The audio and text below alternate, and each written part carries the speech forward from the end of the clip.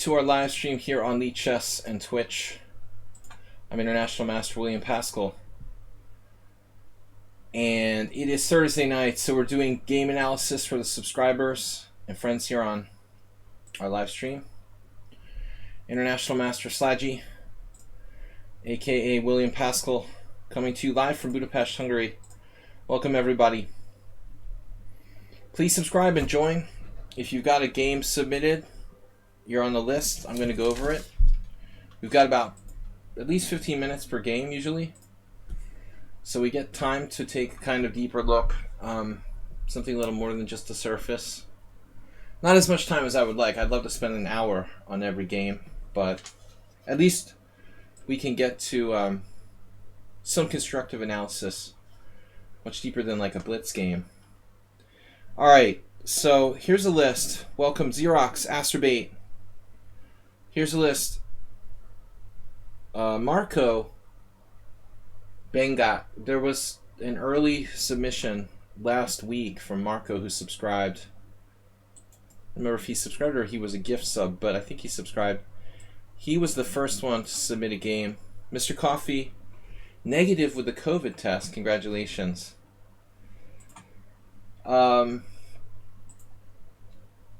We've got Princess Chess, Astrobate, Bob Sacamano, whoever that is, and Tony, DK Guy, Xerox, Hey It's Miro. I don't know if I forgot anybody. I don't think I forgot anybody, but if I did, let me know. We've got a full list of 8 games so far. Probably time for like one more. Astrobate spamming the quotes. Where are you getting those quotes, man? Is there like a place on lichess where you can just read the quotes? What's up, our Mr. Coffee's our mod. Thank you, man, for your never-ending help, for your devotion, supporting the stream. The Aster quote bot. Bob tried to start a quote bot. He wanted the Slaggy quote bot. What's up, guys? So, alright, I am ready to get started. First game is Marco. I don't know if I should hold off on that because I don't know if he's here or not. He hasn't really been on my stream. Maybe we should wait and not do it first, in case he's interested in coming to the stream and isn't here yet. It probably doesn't matter. We should just start in the order I got them. Alright, let me see if I can find this one. It was quite a ways back in my messages. You guys can see all my hate mail. Where is Marco? There it is, Marco Bengia. Don't challenge me to rated garbage. You got me, dude. I'm gonna kill that guy. Alright, he's blocked.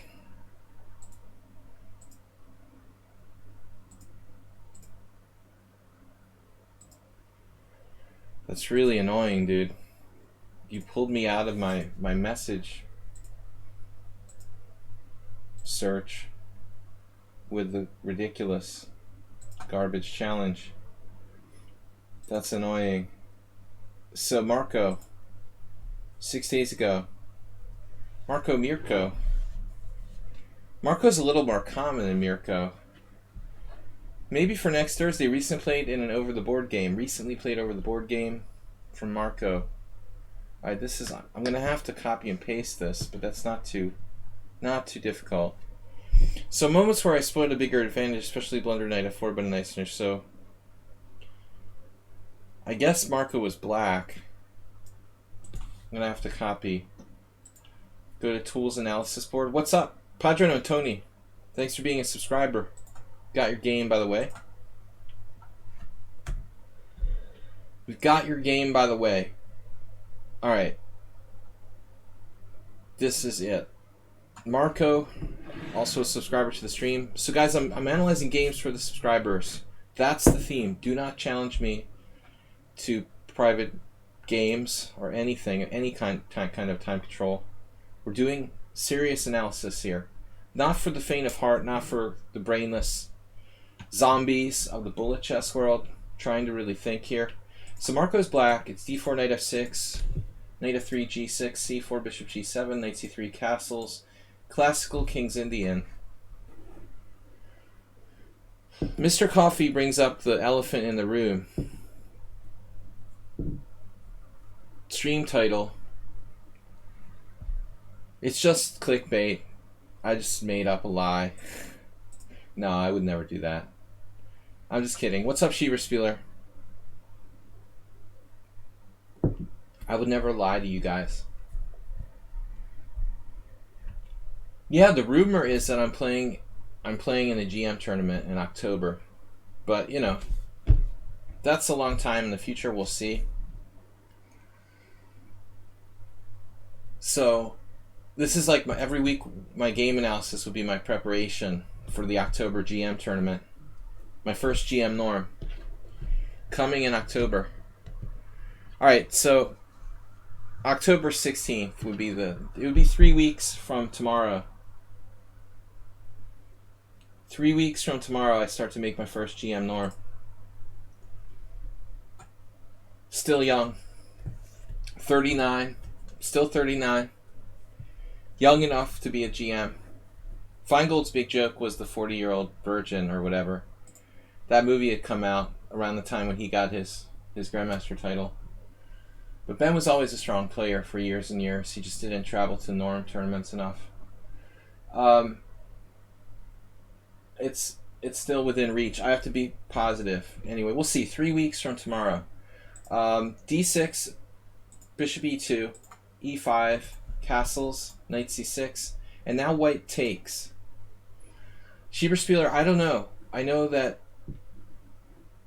know the field yet. You know, there's a lot of problems with the virus. So, obviously, I'm probably playing because foreign players are hard to come by. It's like the same guy has a different account. It's like trolling me.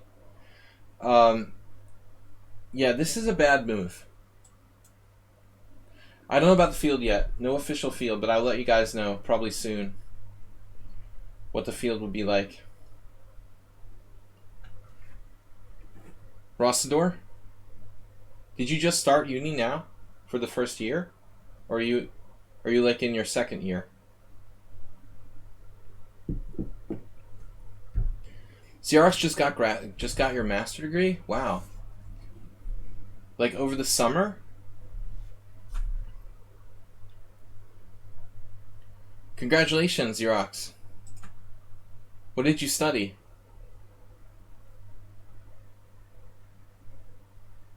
So this is a serious mistake. I mean, white's trading this powerful central pawn for this pawn. How do you feel about that exchange? If white wants to play the exchange variation of the King's Indian, you know, after d6, bishop e2, e5, we should do it right away. I also think it's harmless. It's slightly better than that version, though. It's basically very drawish. But this delayed exchange is probably less dangerous. So here, I don't know. I don't think I've ever faced this against a strong player. I would probably take with a pawn. The problem is if you take with a knight, I mean, white could theoretically not take, and then white remains with the strong pawn on e4. I mean, something like queen c2, I mean, would that be so ridiculous? Black is probably still okay, but I really think that pawn takes is the correct move. And now bishop g5. Computational science. We have to avoid tactics against Xerox, I guess. We'll focus on strategic play. So guys, bishop g5, I don't know this too well. This is Marco's game. I mean, we're black, we're playing the King's Indian for a win, right? We don't really want to trade pieces. I mean, my first thought is like h6, but is there a problem? This line doesn't have a very good score. h6, queen d8, then which way do we take back? If knight takes, bishop f6, knight d5. So you have to take back with the rook, bishop f6, and there's that problem again with knight d5. Yeah, this is a little bit weird. We're going to lose the pawn on c7. I don't know if black has enough compensation on the dark squares. Swapnil won a game like this with white against a 24-49. I mean, that's weird for a 24-49 to lose a pawn like that. But I'm not sure about bishop g4 either. It can't be bad, though.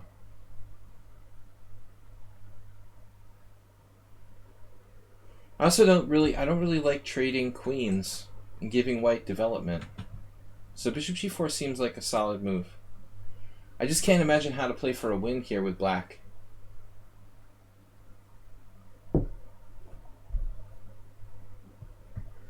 That's a big problem.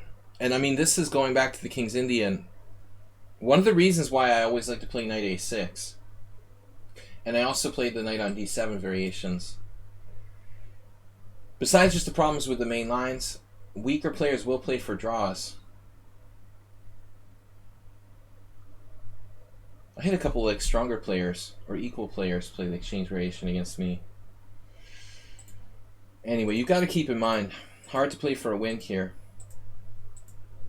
So Marco's focusing on the d4 square. Black is fine, very equal.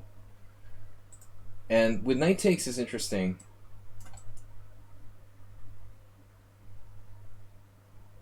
Because the knight wants to come to e6. But it's not out of the question to take with a rook here. Wonder if you could like sack an exchange or something. This does look kind of weird though. Not to have sacked an exchange. Oh, you can't play bishop takes d8 because of, I see, knight f4. This is really weird. E takes d5, f6, d takes c6, f takes g5. It's like some French tournament. Rook b8. Yeah, that looks kind of sketchy. So it looks like Marco played it correctly. Knight takes. And now h3. Is e5 a thing? Not really, right? This is indirectly defended. But h3 feels weak. Li Chao, Rapport, draw. Ryazantsev, draw against... It's, you know, it's a good way to play with white if you're trying to draw with a stronger player.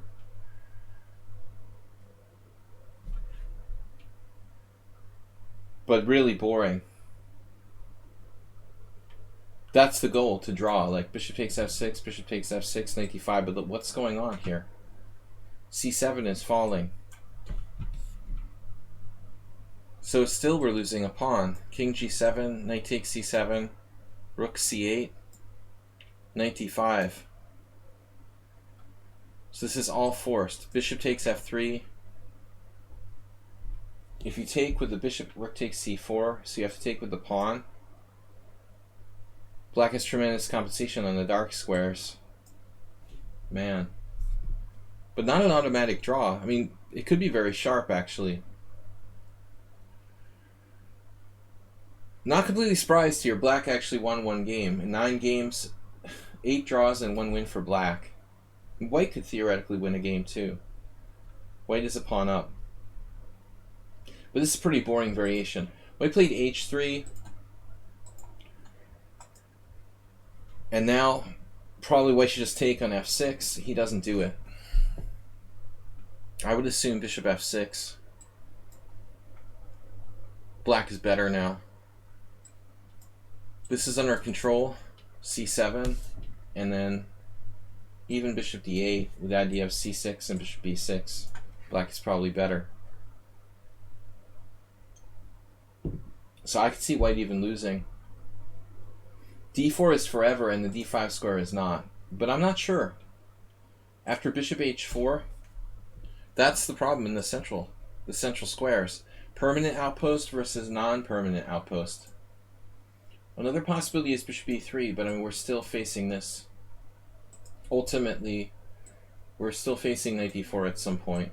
Maybe black should wait. I don't know. Bishop e3 seems better than bishop h4. I don't know what bishop h4 does. We'll see what the oracle says. Yeah.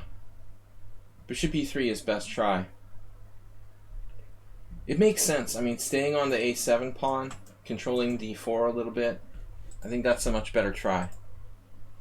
So let's see, bishop h4 here, bishop g3, that's his idea, to attack that. And now the black knight on f6 has to go somewhere. Do we have time for something like knight d7, knight c5? If knight d7, rook d1, we could always just drop a knight on d4 and then bring the other one through c5. Eggeschegedre, Kussenum. Schieberspieler just said, to your health. Knight d7. One of my first Hungarian words. So this is exactly what happened in the game, and dropped a knight on d4. And this move is weird. Bishop e2. I mean, I don't think this is a problem.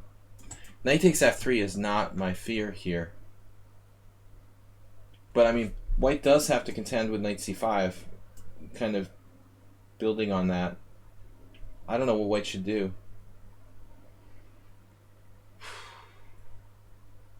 This bishop on g3 is like a lost puppy. Black's building on the dark squares, maybe a5, just a dark square bind. Black is better. Bishop e2 doesn't help. a5 is an excellent move. And now white weakens his position further with a4. White already has a lot of weaknesses on dark squares, so he can't afford to play this move. Serious dark square weaknesses.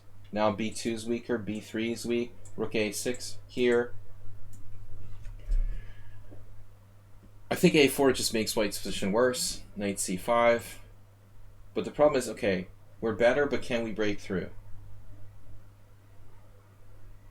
It's not so easy to see how black's going to break through. Maybe a very, very long grind. I wish that black could trade the dark square bishop for the dark square bishop.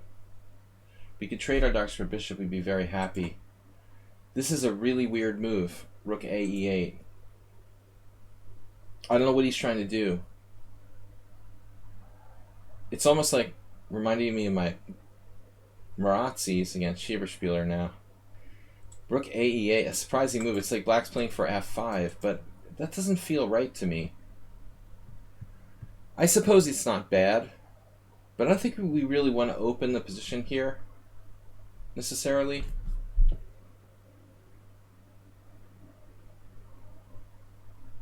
If I were black, I would be considering something like f6, bishop h6, just get the bishop, the bad bishop out, get the rook to the d file, maybe centralize my king, and just kind of crank on that, just keep cranking up the pressure on the dark square bind.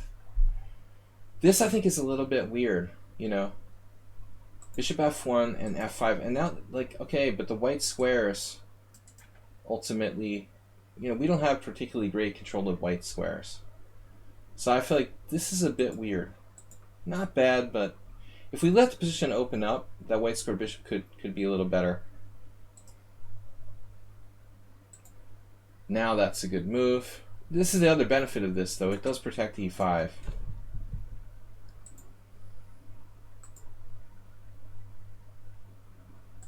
Yeah, white cannot trade the dark square bishops. And then you took.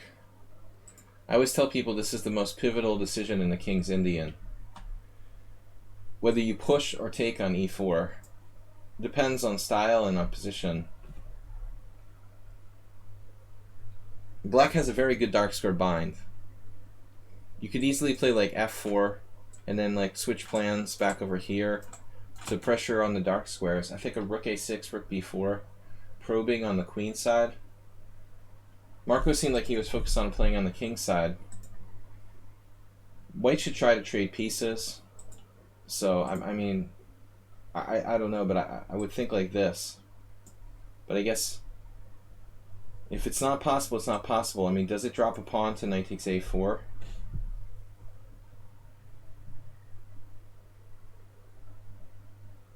here.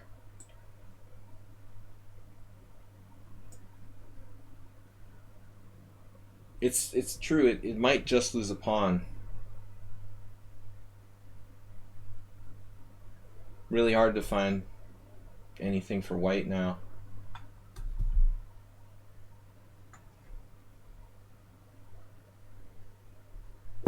Guys, welcome to the stream. We're going over subscriber games.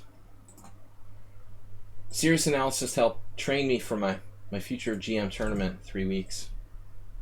Welcome to the stream, guys. Please support the stream if you can. Donate. We appreciate it. Any kind of bit donation or subscription. But mainly I'm trying to give back to the subscribers with the stream. Going over their games. Okay, so anyway. F takes e4, F takes e4, rook f7, and there goes the queenside structure. Yeah, this is just reminding me of the game I played last month. Very similar. Dark square bind. If only black could trade the dark square bishops, it's just over. So his knight's attacked. And if knight e6, our e5 is falling. What am I talking about? His knight's not attacked.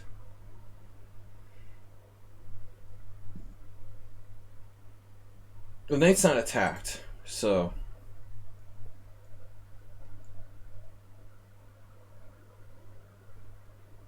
the obvious move is rook f8. It will leave e5 unprotected. If rook f8,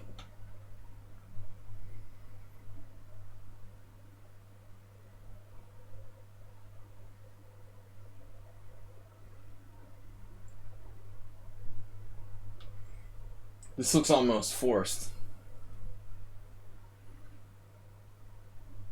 But still, we have some issues. If we could exchange the dark square bishops, I think it's game over. But you can't force the exchange of dark square bishops. White could avoid it. Maybe bishop f2. Still, it looks nasty. There's all kinds of crazy moves like this. What's the valuation of this? Winning. Bishop d2 winning. Oof. That's how strong black's coordination is. So, I don't know about knight b3. Let's see.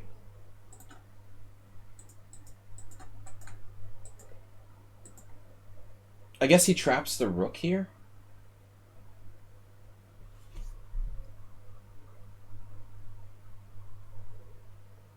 He's just trapping the rook with c5, but I mean b6 isn't covered.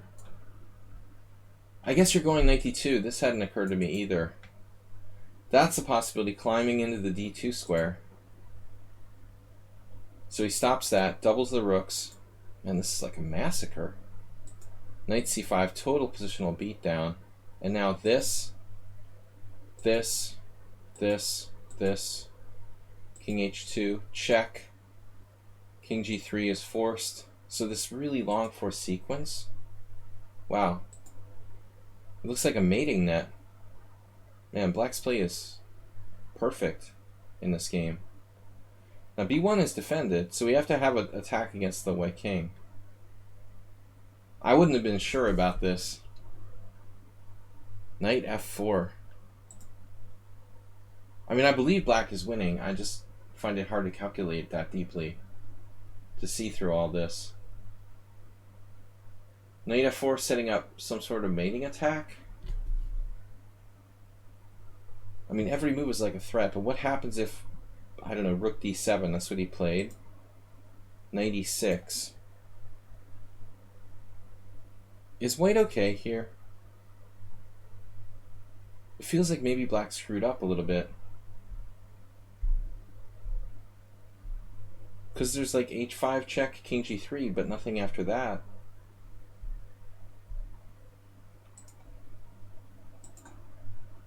And now he's threatening the mating net with h5. So bishop f2. We could play h3, and that's still mate with h5 and rook h1. It looks like a mating net. Now h5 is mate.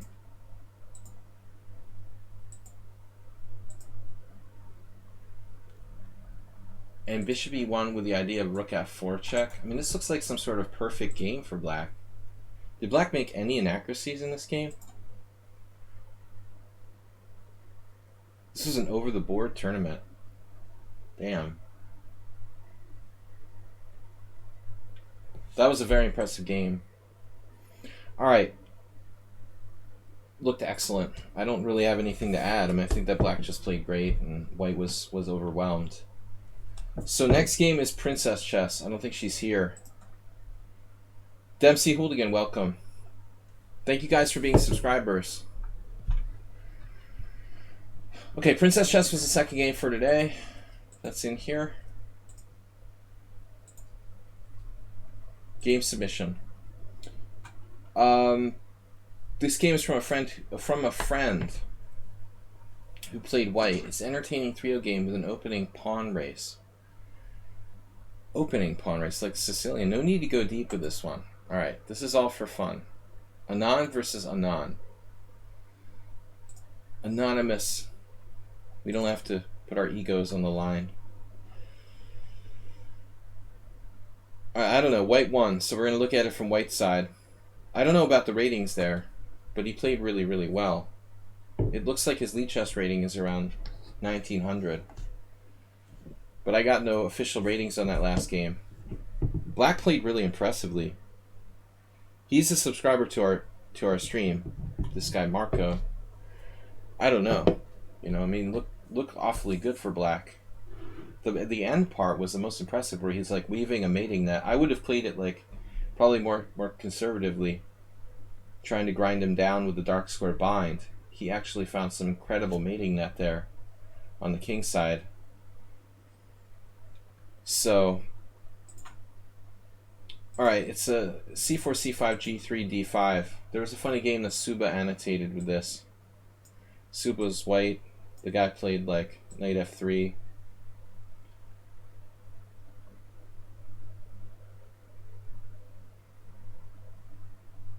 That game is in dynamic chess strategy. I had a game I lost once with this too. Embarrassing. Jared Bryan was a master from Maine. I had never lost to him, but this one game was like game 60. I managed to lose this position with white. White should have an excellent game here. Black's basically like losing a tempo. Alright, let's see. I think I'm lying though. That game must have been c4 e5. The game I'm talking about was c4 e5. Yeah, I think Shuba's game was the same. It wasn't symmetrical English, it was this. It was this. Knight f3, like a reverse hyper accelerated dragon. Yeah, that's different. Okay, g3 here. Still, I don't like d5. The black queen is going to lose a tempo.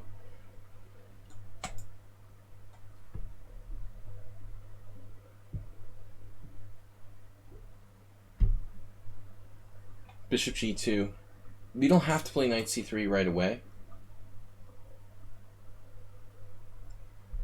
Shuba's idea was that you can leave the queen on d5, not chase it with knight a3, and play like knight a3, knight c4, which is something I tried to do against DK Guy with black the other day and got slaughtered.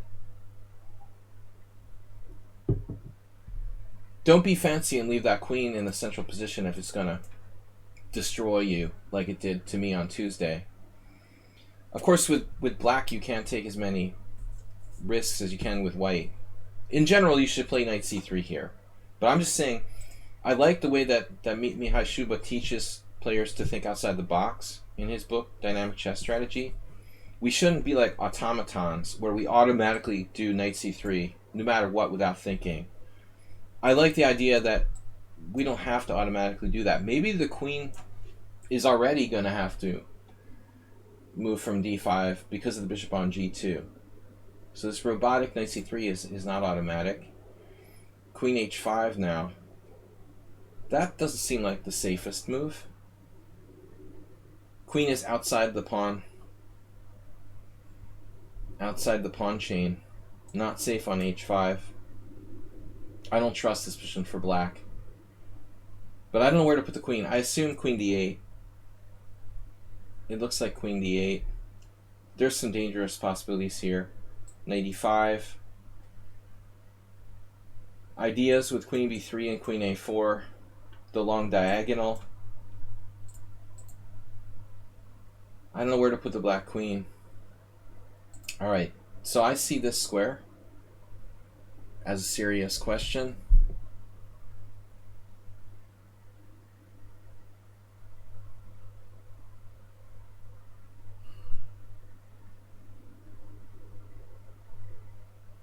I'm not sure if we should play bishop g2 or not because of bishop h3. Is there anything better here?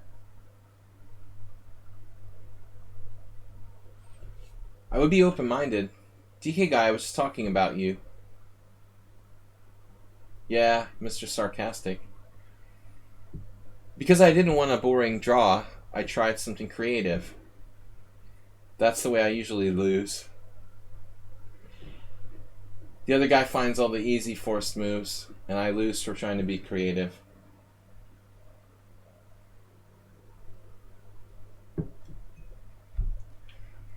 But I'm not sure. Bishop g2, bishop h3. It almost feels like white almost wasted a move here, but he still has a fantastic position. The queen is way out of position on h3. But I don't see a forced win. Does anybody see anything special here?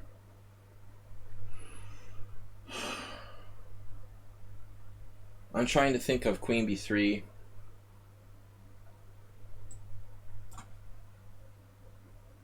Oh, mommy. What if that's the move?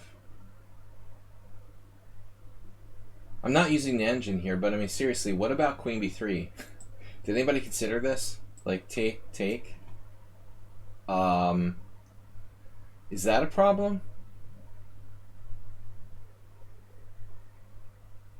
How does black defend the b7 pawn? Because I don't think this is healthy. This is a little bit of a problem at c8. We gotta start earlier trying to take you out of your comfort zone. So black has to play b6 or bishop c8. Wow, queen b3 just wins by force. That's evil. I would have missed it on an average day when I wasn't really thinking creatively.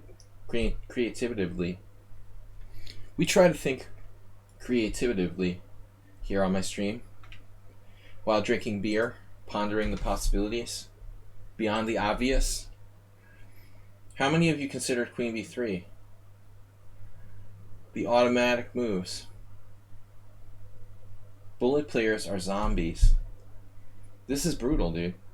Black has to play knight c6 and then queen b7, rook c8. And black's still not threatening anything. This is beautiful. Knight h4. I mean, basically black is lost. Check this out. Knight b5, knight d8. Really, really strange line. Queen a6, only move. Staying on the rook. Knight c6. Castles. Hey! I'm just a pawn up. Alright, anyway, that's like one possible variation.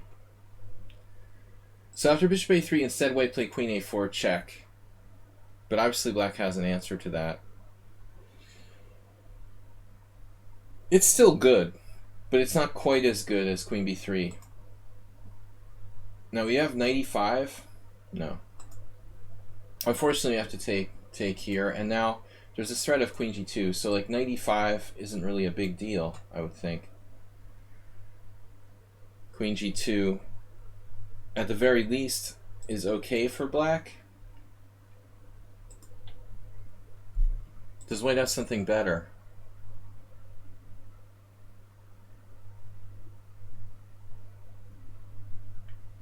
But instead black played rook c8. I mean, actually, white isn't threatening anything, is he? Yeah, knight takes c6 as a threat. The queen is protected. Yeah, we have to do something, but I like this better.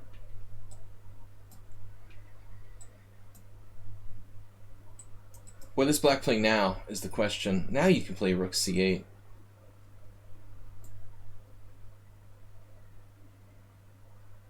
Maybe f3? No. I mean, what do we do? We take the a7 pawn, I guess. Take, take, and take. Schieberspieler is in heaven with this extra pawn. But honestly, it doesn't look that easy. Black is still in the game here. So let's see what happened. It's an entertaining game. Rook c8, knight takes c6. Okay, this looks pretty good. Queen g2 was better. Rook takes, queen a7, queen g2. Check. Oh, now the king's gonna walk. Check. Can't play king. Can't play rook c7. King e8. I have a bad feeling about this. Rook f1. And now we have some serious issues with like f3. Black played f6. But I don't think that's going to be good enough. What about our other options, like resigning? e6 with the idea of knight e7?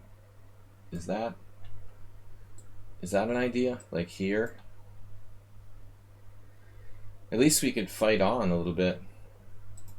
This is horrible for black, though. So let's see. f6, and now a4.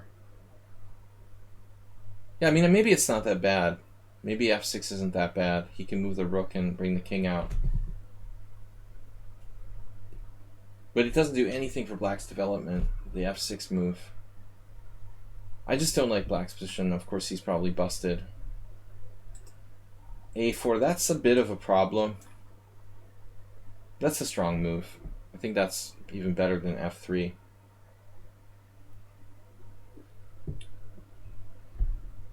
Now we can give up. I think it's over. A race. No way to defend. It's pretty sick. H takes g3. Now, if you take with the h pawn, rook h1 could be problematic.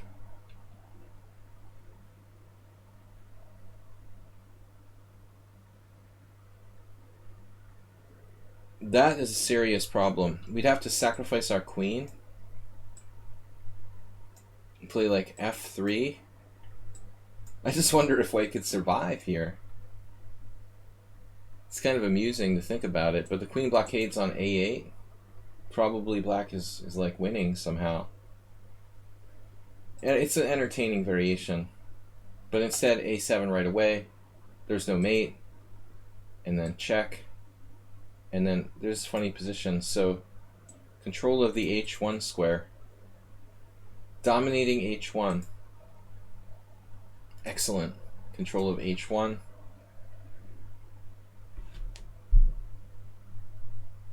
Running out of suggestions. Now queen h1 is a solid move, but perhaps this is more accurate. Mate. Funny game. How about king d1 on rook h1?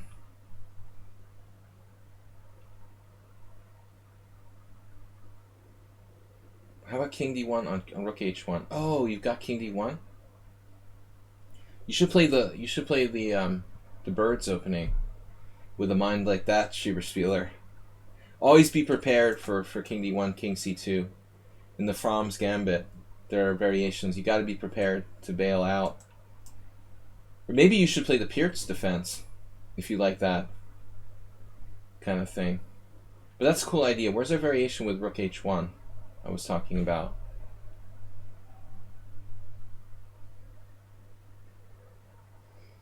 Where the heck is the variation with rook h1?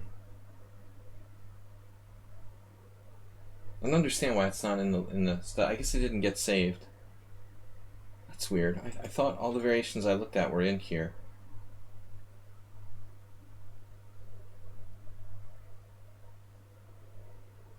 Oh, here it is. Okay. Rook h1. You're saying king d1.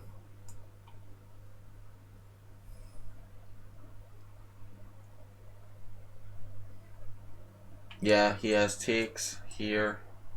Give up the rook. And it's unclear, probably. I mean, at least black can play on. But you're right, there's no mate. Good point. But my favorite move of the game was this queen b3.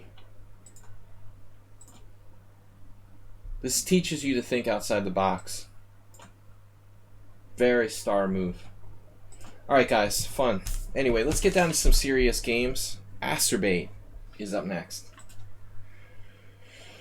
Guys, this is the beginning of my official training for my GM tournament in 3 weeks, which I only found out about today. So, we're going to be back. We're going to come back. I got to start playing GM tournaments if I want to raise my rating back up to like 2,400. Too many weak tournaments. I played too many weak tournaments in the last 2 or 3 years, and it hasn't really been good for my ELO, so probably if I could just play Grandmaster tournaments all the time, I could get it back up. You want to play the strongest players you can play, ideally. Okay, Asterbait is up next.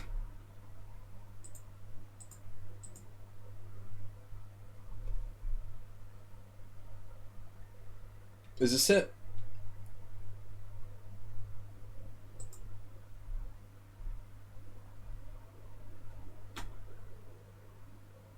.3-0 game I played against a Class 8 player. Is that it?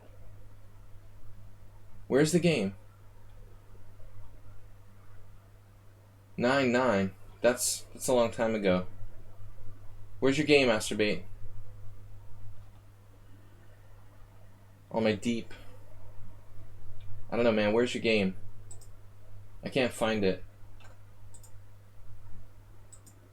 See all of our conversation with Asterbait. I analyzed the game. No, that's something else. Is it this lichess org tournament? Damn it! Why doesn't that show me the game, man? Thursday analysis game. There it is. Unlike most of my submissions where I show off my perfectly played games, this was one in the Pond of Swiss on Tuesday. My opponent was expert rated. Far from a perfect game. Okay. Let's take a look. See you guys soon, Schieber Spieler, get some rest. Get some rest for the Sunday mega battle. We need you for the Sunday mega battle. Schieber Spieler is probably too busy. Alright guys. Thanks for hanging out with us, Schieber Spieler. Is this the game? Asterbait? Damn it. Did I lose it again? This is it? Guys, thanks for joining me. Serious analysis. Now. Starting now. Preparation for GM tournament in 3 weeks. Guys, please subscribe and donate and support the stream if you can. I try to advocate real chess and teach here. So if you appreciate the game, I try to take it seriously and try to impart my knowledge to the village. Asterbait is white, bishop c4. This is a game from our Ponda tournament on Tuesday, Blitz, and his opponent is 2000 plus, 2011. You're really thinking about playing on Sunday. All right, we need the help. We're tired of finishing 6th. And it is only 1 hour, which I like too. Dempsey, hold again. Would be a huge benefit too. Alright, c3, knight f6. And now, Asterbait, I've been trying to get him to stop doing this. Not d3, d3 is good. But I've been trying to stop him from playing b4 so much, which I think is not really the most strategically correct variation. D3, H6. I mean, I don't like H6 either. H6 weakens Black's king side. Bishop G5 is not really a threat. I don't think that that's a great move for Black. Playable, but not great.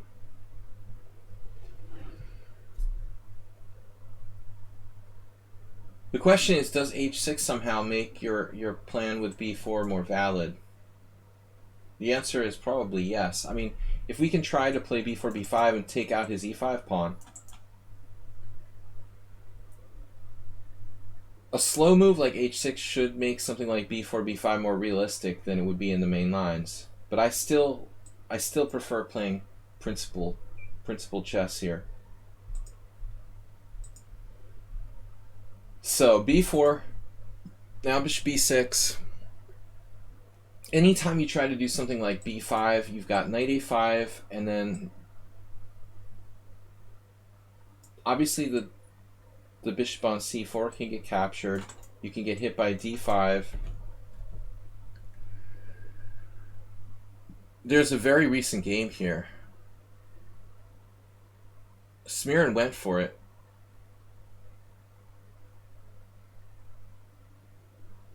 These guys are super grandmaster, in my opinion. They're almost super grandmasters. Both excellent players.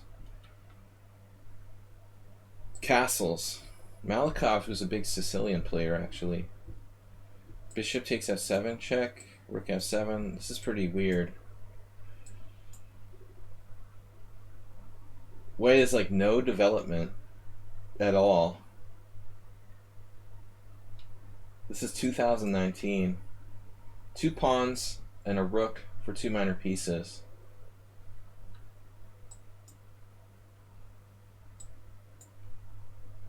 It's basically imbalanced. I don't know who's better there. So that's one possible continuation after B5. You found that you play bad chess when I do some programming on the same day, Sunday.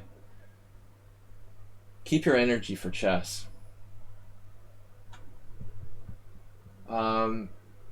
Probably a little exercise is good for the chess results. Get a lot of sleep and a little bit of exercise.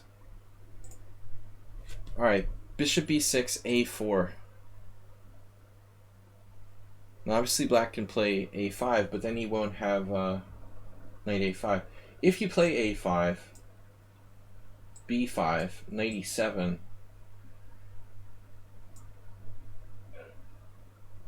knight e5, you know, I'm wondering about this. Is this ridiculous? With the comeback with d5 in the center.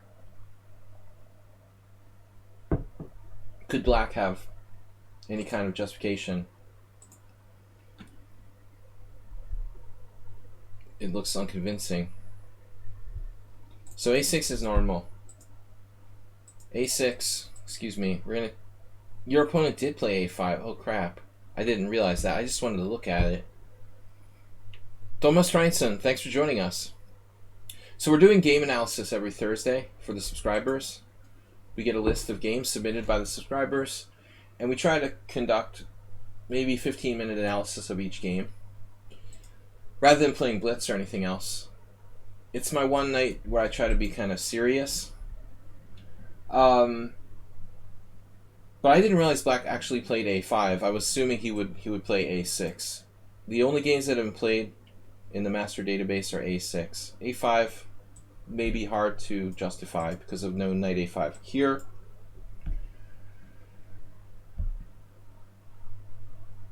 Rockport versus Safarli 2017, an old Larry Christensen game.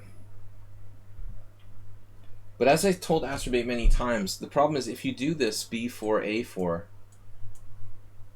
you know, what does it really achieve? I mean, it seems nice to expand your pawns like that, but if you get hit by d5 later on and your position gets opened up, if Black gets in d5, these pawns are going to be like overextended. Black will get counterplay against the d3 pawn. A knight on d5 will be hitting like c3. So when you play something like this b4, a4 in the Gioco Piano, you have to be very careful. that the situation stays under control. A good walk, Botvinnik system. So a5 was actual game. b5, knight e7. Acerbate took the pawn, principal. Great. So I looked at castle, but maybe we should look at d5.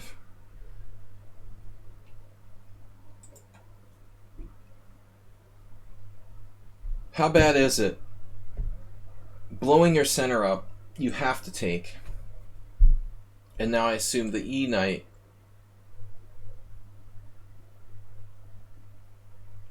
But we shouldn't assume anything. I mean, this diagonal is an issue. So perhaps black considers the other knight in case of bishop a3, in lieu of bishop a3. Do you want to take with the f knight? I don't trust black's position. It looks like it's just busted. I mean, after d4. Unless you have some crazy tactic, you know, with knight takes c3. I mean, that could happen in the future, like castles, knight takes c3, knight takes c3, bishop takes d4. You could get like a skewer kind of thing going on. Just a hypothetical variation. The engine doesn't think it's sound because we have this. But it's something to think about. It looks like black's busted, though. How about this one? Bishop a3 isn't. You see, that's a problem. It's going to be hard to get out of the box with that bishop on a3. Yeah, the white center is stable enough, and d4 is going to shut him down. So this doesn't really work. So black has to castle, but he doesn't have enough counterplay. So you have two options: d5 blasting the center, but white just takes, or d6 kicking the knight out. You know, and like in that game where Smirin like just traded his knight on f7, it's not necessary to do that here. I mean, Acerbate actually gets really, really close to that Smirin. Similar to the Smirin-Malikov game, if you take on f7, 2 pawns and a rook for the 2 minor pieces, followed by bishop e3. Take. I mean, I just don't think it's necessary, honestly. I guess the question becomes, like, after knight f3, do you feel that black has some kind of compensation here, some pin? Because I'm not really thinking that black has enough. Bishop e3, or even knight on bd2. It's hard to believe that black has quite enough compensation, but maybe he has some. I suppose that black has some compensation. It's not really at the master level enough to believe in. So Acerbate, I would just come back. You know, I think you're kind of gambling with this capture on f7. Actually, is this a blunder because of king h7? Blunderiferous. So you took the wrong way. You have to take with a knight, man. Black has king h7 and you're like losing a piece now? Whoops. Don't forget to look before you leap next time. Yeah, you're going to lose a piece. The MTV unplugged. We just pulled the plug out of your television set and your f7 bishop is going. So now it's like the Cochrane Gambit or whatever. Oh man, this looks bad. You're going to lose a piece.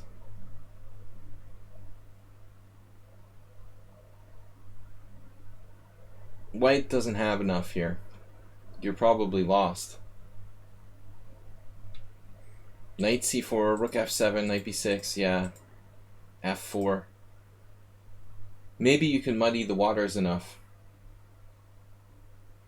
You have 2 pawns for a piece. Some rolling pawns. But anyways, if you have to do this, you have to do it with a knight. If you want to do it, you have to do it this way.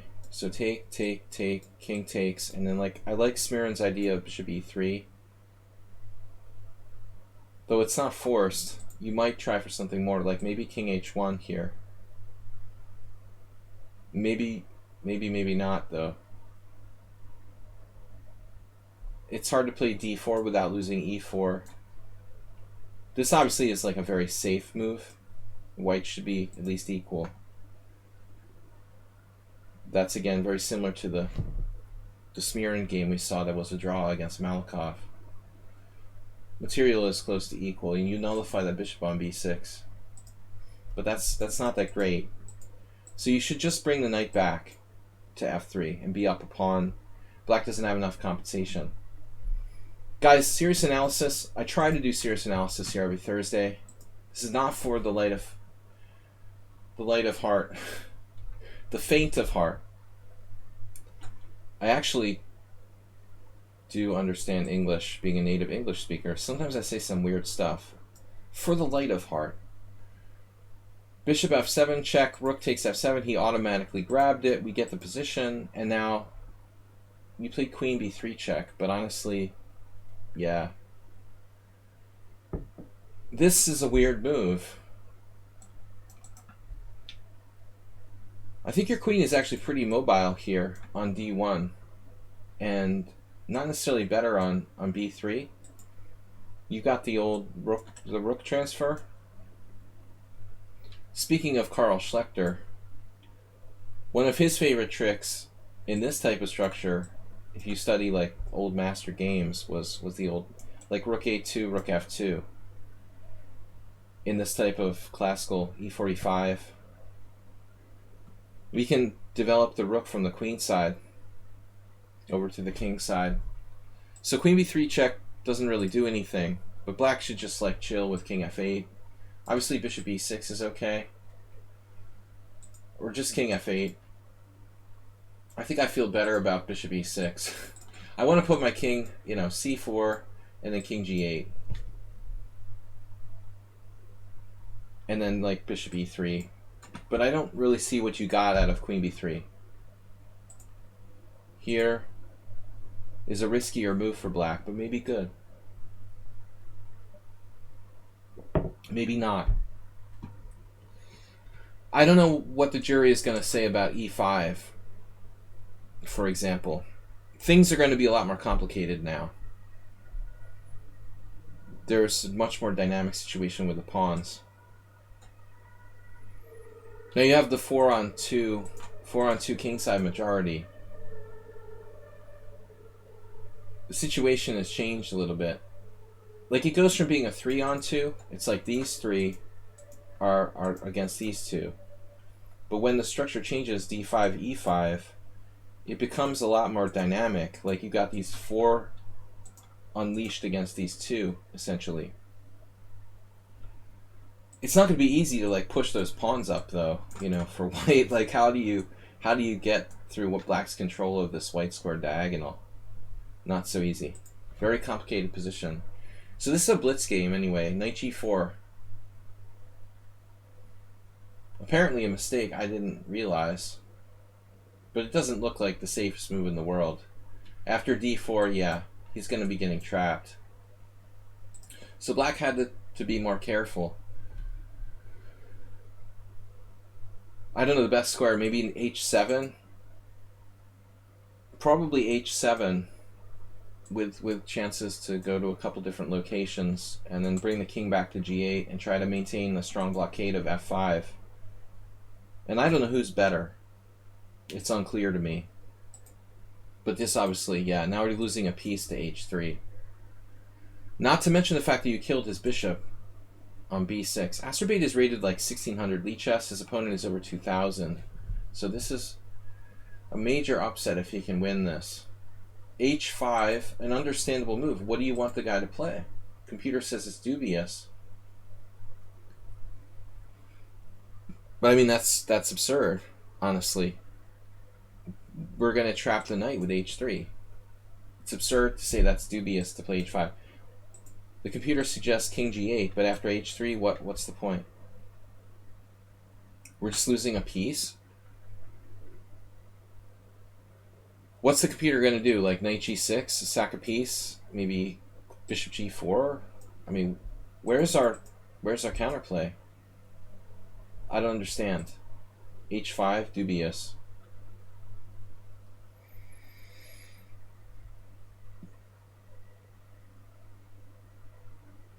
It looks like the only move, honestly. I don't know. All right, and now Asked to be play bishop f4, but I don't know what to play. I never like queen b3, and the computer is suggesting the queen comes back to IH5. I don't think you should have played queen b3 in the first place. It did set up the ability to play e5, though. Guys, thanks for joining the stream. Twicky, Italian Machine, thank you guys for joining us. We're doing game analysis. Bishop f4, though, I don't like this. I don't like this. It's not clear what this does. If you have to move the bishop, I would prefer g5. That looks a little stronger. But again, I don't think we have to move the bishop. As I said, like rook a2 laterally can get the rook in the game. Our main goal would be to get the pawns moving. Computer suggestion of queen d1, idea h3. But Astrobit, you should be on the idea of h3. You have to be on this idea. I mean, what other idea is there? Now you still don't play h3. You play bishop f4. Sorry, that's the engine analysis. Bishop f4, knight g6. See, bishop f4 was extra bad. Extra bad move. Damn. Now we have to retreat our bishop. Ugh. This bishop was developed from its original square. That's important to remember. As I said, rook a2 is in the game. That means this bishop is already developed. So our only issue is our knight. So maybe your best move is actually knight d2, knight f3, and kaplam. That looks like a plan. Knight d2 with the idea of knight g5. Stick a knight on it, on g5, man. That is going to be a serious problem. Black doesn't have any way to control g5. If you leave your bishop on c1, this looks brutal. Now what does black do? He's got no way to combat that plan. Knight d2 looks excellent. He's not in time to stop you. Whatever, bishop f5, knight here, and you're coming into g5. And then slowly like h3 and you're better. No, I like this at least equal for white. So you did this as a blunder, knight g6, bishop g3 is another blunder, and then h4. It's a disaster, man.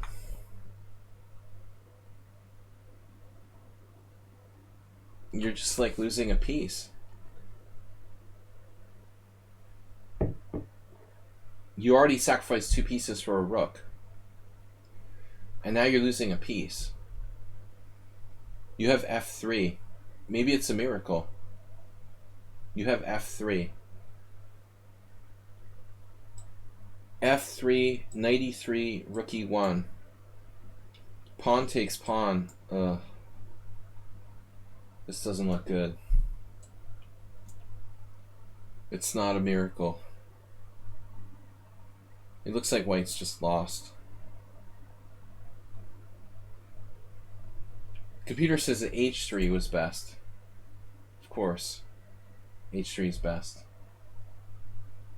That's a cool line. If takes, you can either take or even go for the tripled pawns. Okay, h3 is best. You can't let him in with f3. You missed h3, you gave him a piece. And objectively, look at the material here. Black has 3 pieces for a rook. He has 3 pieces for rook and 3 pawns. But minor pieces are more powerful than rooks in the early middle game like this. Black's going to shred the e5 pawn. I like the idea of c5. This g3 pawn is nice though because it keeps the pieces off of h4. Any kind of direct mates are not in the air. Queen g5 is very dangerous. Right now we're facing queen g5 and he blundered it. I would have played knight f3 to stop it. You just allowed it. You played queen e2. Oh, this was a different position. I'm sorry.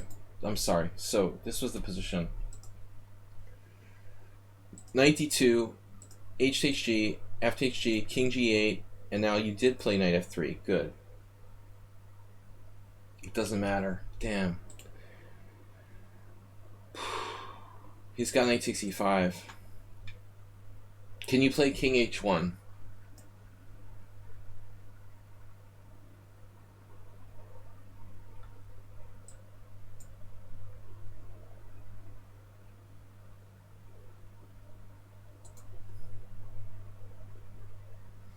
Black doesn't want to lose that central pawn. So maybe king h1.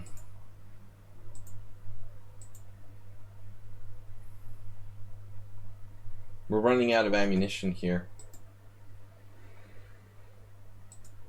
It looks like you're losing objectively. Threat of the fork here.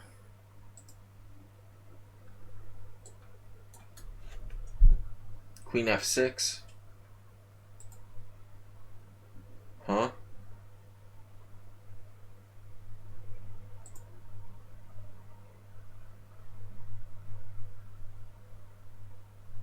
I keep thinking the king's on h1.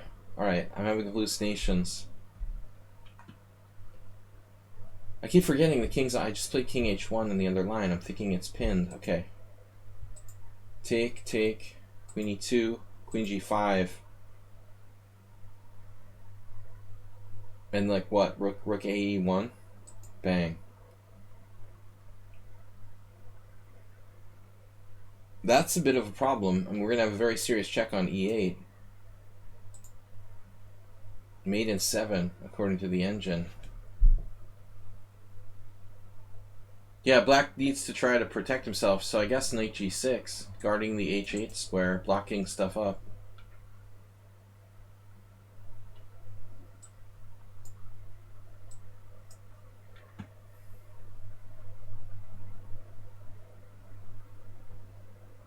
So what's happening here?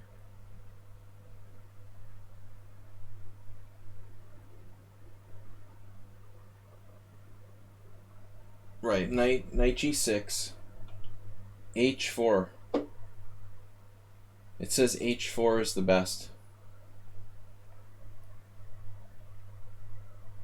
Queen g4, queen e8 check, king h7, rook f3.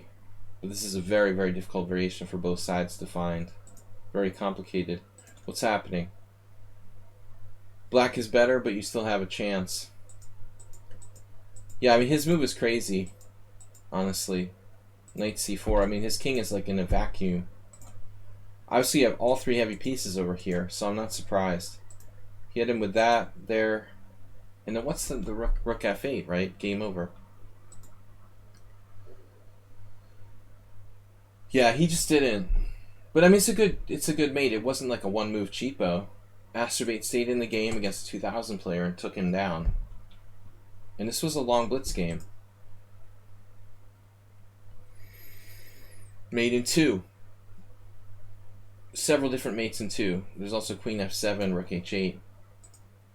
Good job. Good job, Asterbate. All right, coming along. Asterbate's best opening is a Joko piano. Guys, thanks for joining the stream. Please donate and support the stream if you can. Throw some bits at us. And I want to thank Jim and Asterbate for their donations of 500, 100, Pro Chessy with 4. I've got a gift sub from Move 11. But I need your support if you can. Coach welcome. Thanks for joining us. Asterbate, congratulations on a good upset. All right, we got to move along. I've got until 9 o'clock, so we have about an hour and 15 minutes left. Asterbate, we started about 5 minutes late. I usually do like 2.5 hour streams. Try to stay on the schedule. Got to get my beauty sleep. No comments on the haircut today. Can't believe it. I look younger. All right, Bob Sacamano sent in his second submission after a rethink.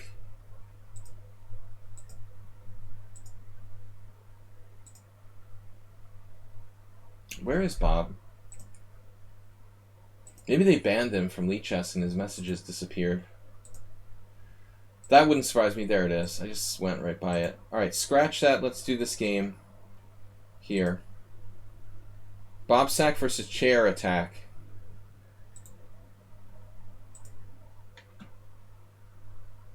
Thanks, Coach Ah. Appreciate it. I'm feeling younger. My 39th birthday coming up again in December. I feel fresher. Getting some rest this week. Guys, I've got a GM tournament in 3 weeks. Maybe, hopefully. If it doesn't get canceled due to coronavirus. We do have an uptick in cases here, so who knows what the future holds. But technically, I'm supposed to be starting a tournament in 3 weeks. Thanks, everybody, for joining me. Alright, this is a game by Bob Sack. Thomas Treinson just subscribed to Tier 1. 3 months. Thomas Treinson, thank you. I appreciate your comment. It feels good to support a fellow streamer and a good instructor. Great instructor. And you as well. I appreciate that you take the game seriously. Unlike a lot of people. And you try to play real chess. We need to stick together. Thank you for subscribing. Alright, we've got Mr. Bob against chair attack. I like that handle. It's kind of creative. Chair attack. What does that mean? I don't know what to interpret by a chair attack, but it sounds cool. All right, Bob with d4, d5, c4. Bob's white. Bob is sort of a self-taught amateur. He has potential, but he needs some work on the tactics. I think he's learned a little bit from our stream strategically, but if Bob's out there, he should... You can never have too many 39th birthdays. Exactly. Slably. Slably, there was this guy on my French team named Yurgi Slabby. But you're Slably. Close. Alright. E6, knight f3, f5. And it's not dubious, f5. The Dutch is obviously a difficult opening to play, but I don't think this is dubious, as the computer is trying to argue here. Maybe Bob analyzed with his phone. So... I have played against this not very often. More commonly, I faced knight f3, c6, and on knight c3, you'll get the odd f5. When I liked this is a stonewall attack, a kind of classic stonewall attack line. Bishop g5. Anatoly Karpov, you can never go wrong with Anatoly Karpov. I like bishop g5 here. The idea is that in a stonewall type of line, you're going to play e3. If black tries to play bishop d6, later on, if the bishop gets attacked with something like that, you can bring it back to f4. This is reminiscent of, you're going to try to trade off the dark square bishop rather than knight and f6. There's a famous game and a really great book that I strongly recommend called The Most Instructive Chess Games Ever Played by Chernev. One of the most prolific chess authors ever. But in that book, there's a game that Rubinstein played with white called The Web of Dark Squares, and the strategy is basically the same. Black has chronic weaknesses on the dark squares. So even at the cost of inflicting doubled pawns on yourself, you're going to play for control of the dark squares, exchanging those dark square bishops. This is this is really like the classic way to play against the stonewall. So f5. Bob here played bishop f4 directly, which actually, it's fine. It's fine. I would probably hold off. My preference is to play the fianchetto setups with g3, but everybody knows that. Alright, bishop f4. He plays bishop d6 unprovoked. In a way, that's kind of a strange move.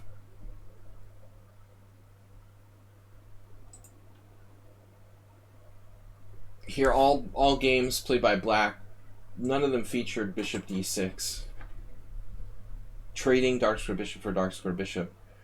I mean, obviously Bob can consider e3, a la Rubinstein.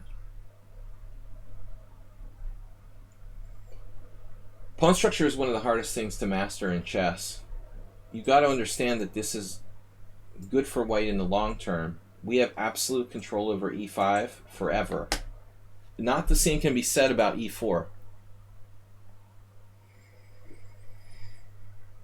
This is an absolutely critical sort of strategic concept in the stone wall. E5 is forever, but E4 can be controlled by F3. So I prefer the fianchetto slightly. I mean, classically, I will play the fianchetto in most cases against the stone wall. But I don't see anything wrong with also bishop G5. It's a little more provocative than Bob's bishop F4. We're going to play bishop G5. Probably black should play bishop E7. Consider playing bishop 7. And long ago I studied with a guy named Roman Djindjiashvili.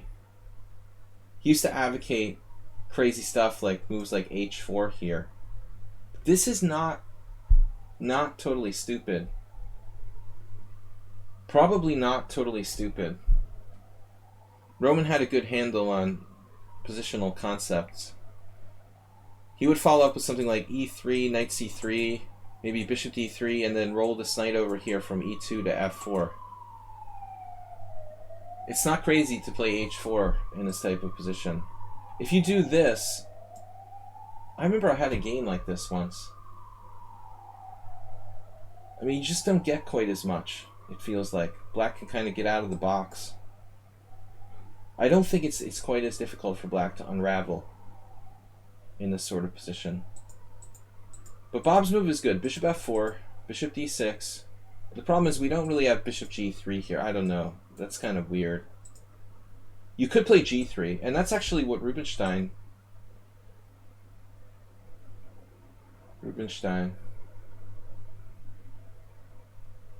This is not a stupid idea either.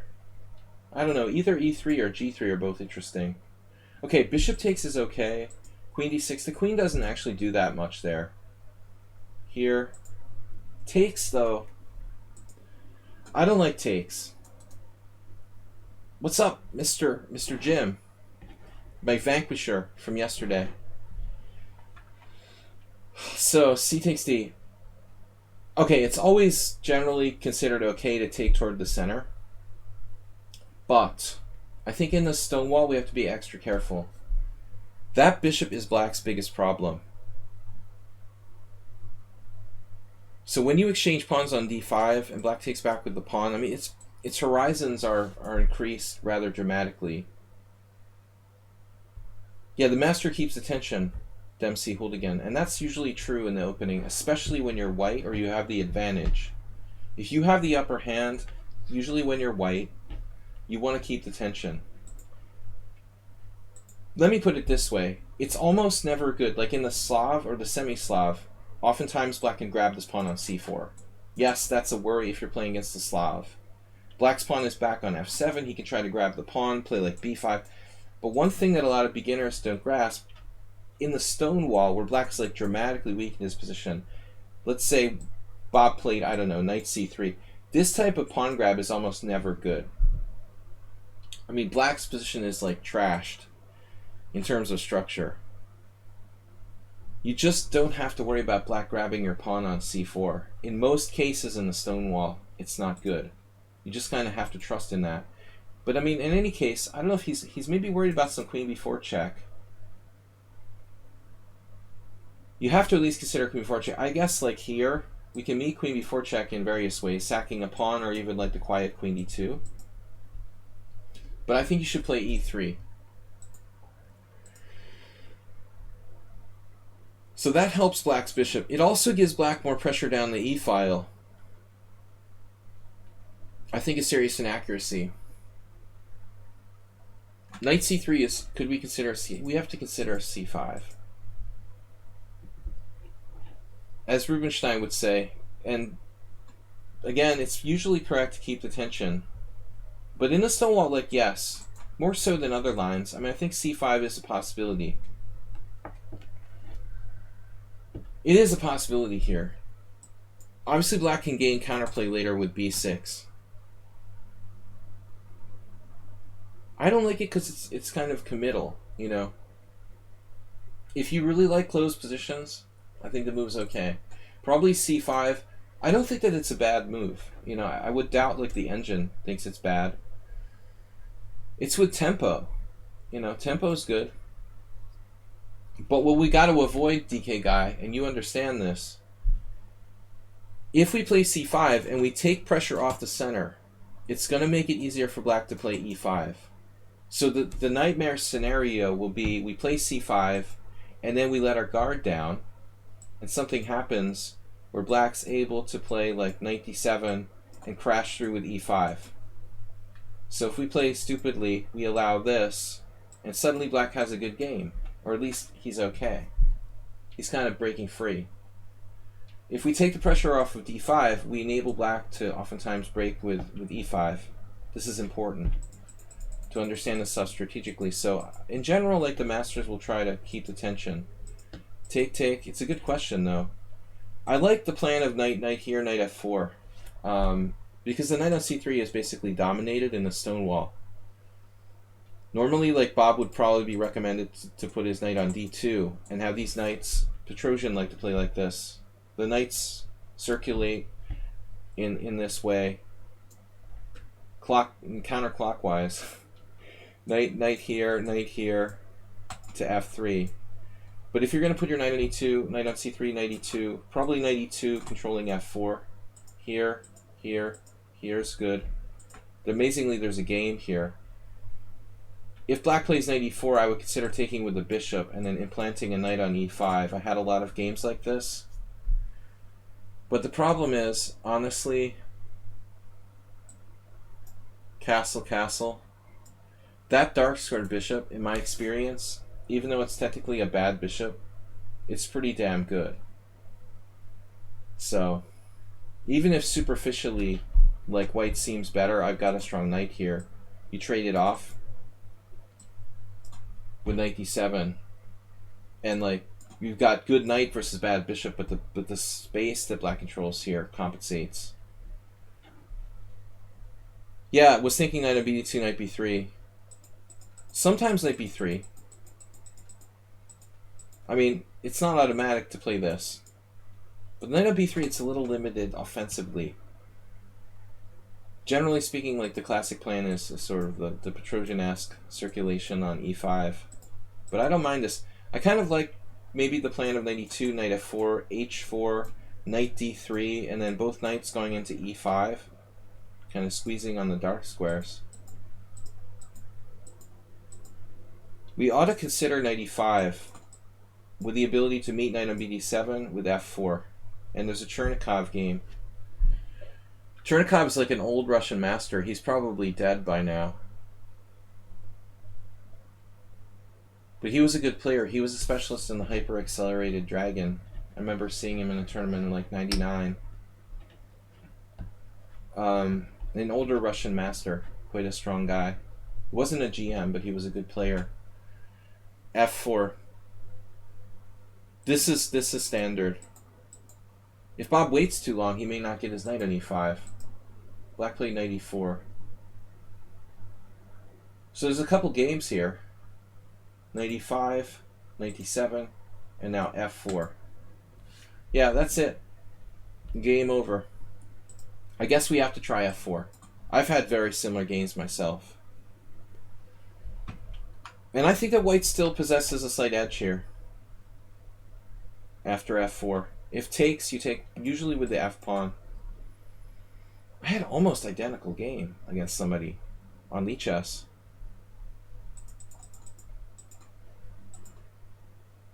I mean, the other possibility would be knight d7, but bishop takes f5 is a problem. So black has to do the knight e4 first.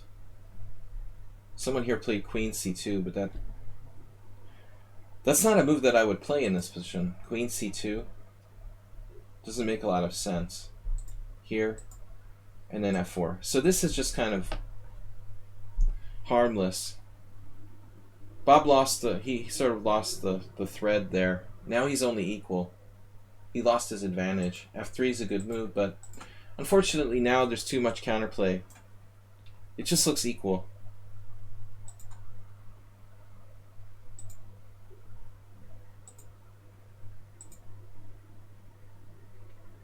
I mean, you could consider f4, but I don't see really why it necessarily benefits us here.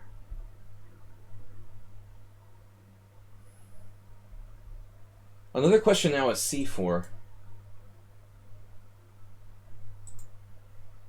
Maybe black should actually stop that. I don't know, with b5.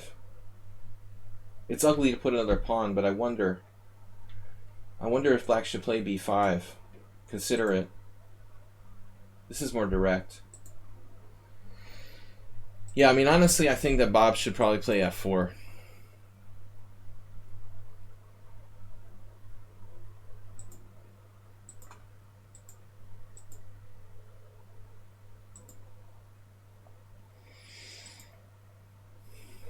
This is fine, though. He gets in c4.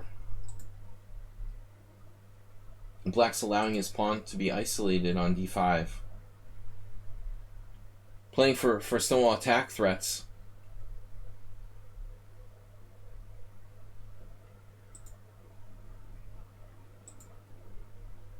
Improve pawn structure. I'm not sure that it's like losing for black, but that doesn't really help him.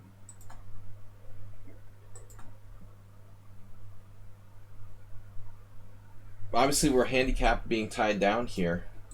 We can try to make progress shifting to the c file, attacking, menacing these pawns.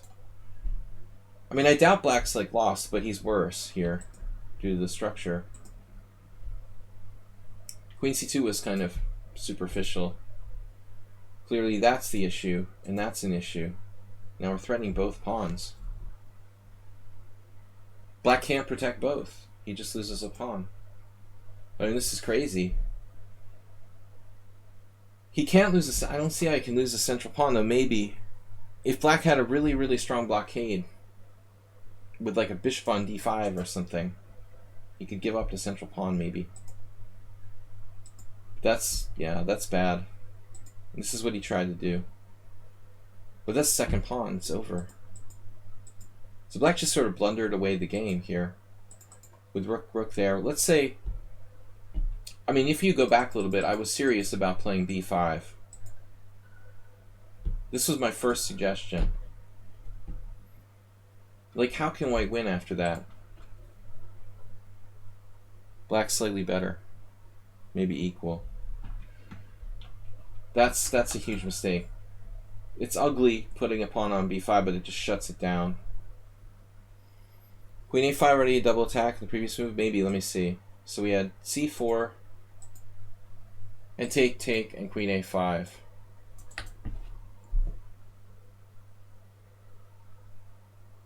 Well, it's a little complicated, because black might be able to grab on e3. Let's take a look. Here, check.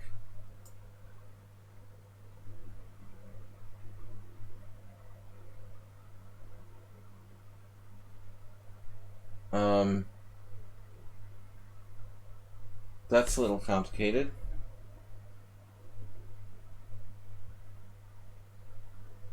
To me, I don't know what's going on. Bishop e6. It's kind of weird. After f4. Alright, let's check after f4. f4. And now queen a5. Yes. Yeah, he's winning a pawn. The engine thinks you should hold on to the central pawn. But it's a pawn. I mean, white... Anatoly Karpov is going to like win with this position with white against most people. It's still hard to make progress, though. I mean, it's hard to force like a5, a6. It's our extra pawn is here. Our extra pawn is essentially the pawn on e3. We don't have a passed pawn, so how do we win? You know, it's a really long process. Yeah, Bob missed that. Definitely. Bob's strong point is not tactics, but he's getting better strategically. I mean, black should probably play king h8 at some point. But he's got a problem with f5 here. But he never should have let himself have this isolated pawn on d5. And now it's just over. I guess it's over. d7's hanging, f5's hanging, resign. Bob himself blundered now. He missed queen takes f5. Threatening h7 and maybe d5. Instead he plays queen c5. So we're only up a pawn now. I mean, anything could happen. Be careful. 2. But I think another stupid decision. I mean, if you're up material, you want to trade queens. I definitely want to try to trade queens. That's awkward.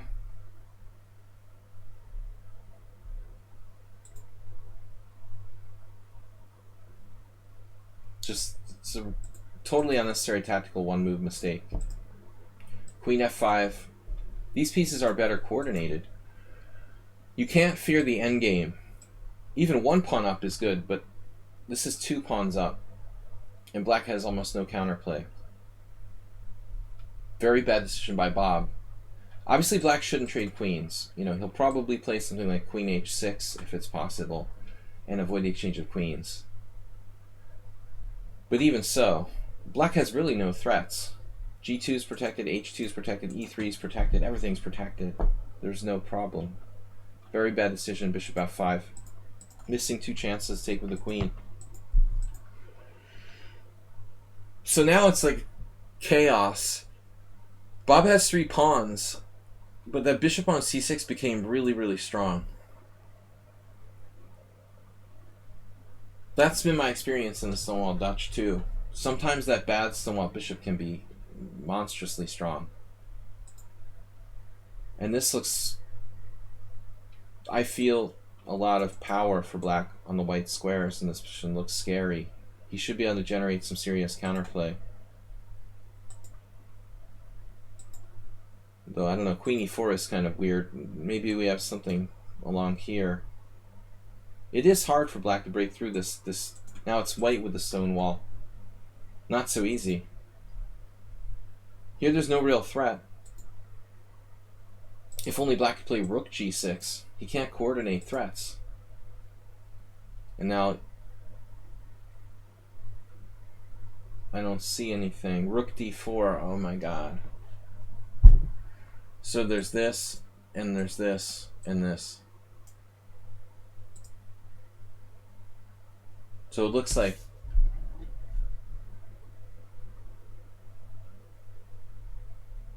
white's just lost.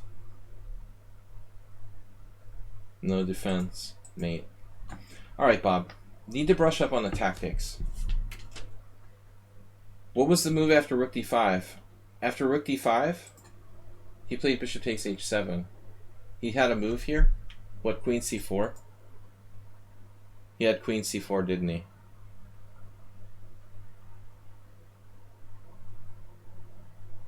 Queen c4, queen f5, e4. Yep. Out of the woods. Thanks for pointing that out, Tourney. So it didn't actually work. Bob needs to work on tactics really hard. Strategically, he's good. Thomas Franson just added a game. If we can get to that game, that'll definitely be the last one for today. Alright. We got Tourney now, getting to the more serious games. I got about an hour left, so we've got 1, 2, 3, 4, 5. 1, 2, 3, 4, 5 games. It's about 12 minutes a game. Should be good. Jim. Yeah, he did well. He played well strategically, and he does. You know, he's played well strategically against me as well. And Tourney.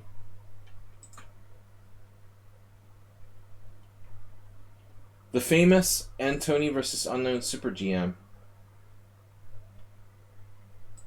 One of his best games of all time.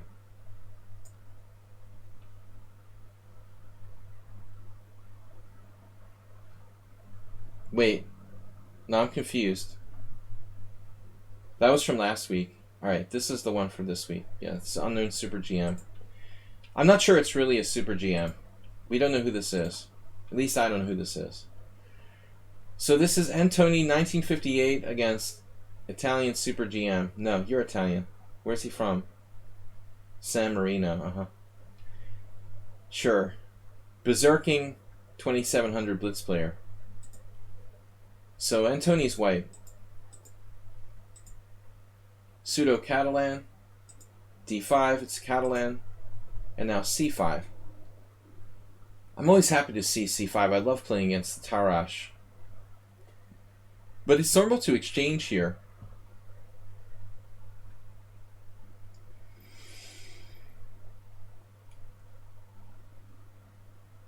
Are you purposely... I mean, it's 3-0. This is a fast game, and Tourney probably doesn't specialize in 3-0. Are you purposely avoiding not playing pawn takes pawn?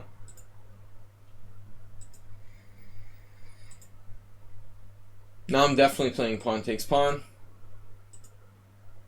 But castles is another line of the Catalan. But he played this. I mean, obviously this is inferior. You're letting black take with tempo. And Tourney is intimidated. Playing a 2700 blitz player. This is inaccurate. So castles, and still not bad. There's some games here. White has a crappy score though. I wouldn't think it would be that bad though. A3 is a reasonable idea to play for B4. I think it's reasonable. Bishop B6 unprovoked. Yeah, but I'm concerned about the center getting out of control. Is black threatening to take the pawn is another question. You have to be careful not to be too passive here. I mean, the safe move is like pawn takes pawn. Probably, it does open up his bishop, but I don't know what to suggest. Your move looks a little slow. Knight on BD2 looks passive. Maybe you could try like knight C3. I wonder. If pawn takes pawn, you could go after that pawn somehow. Not really sure how. If we can get that pawn back.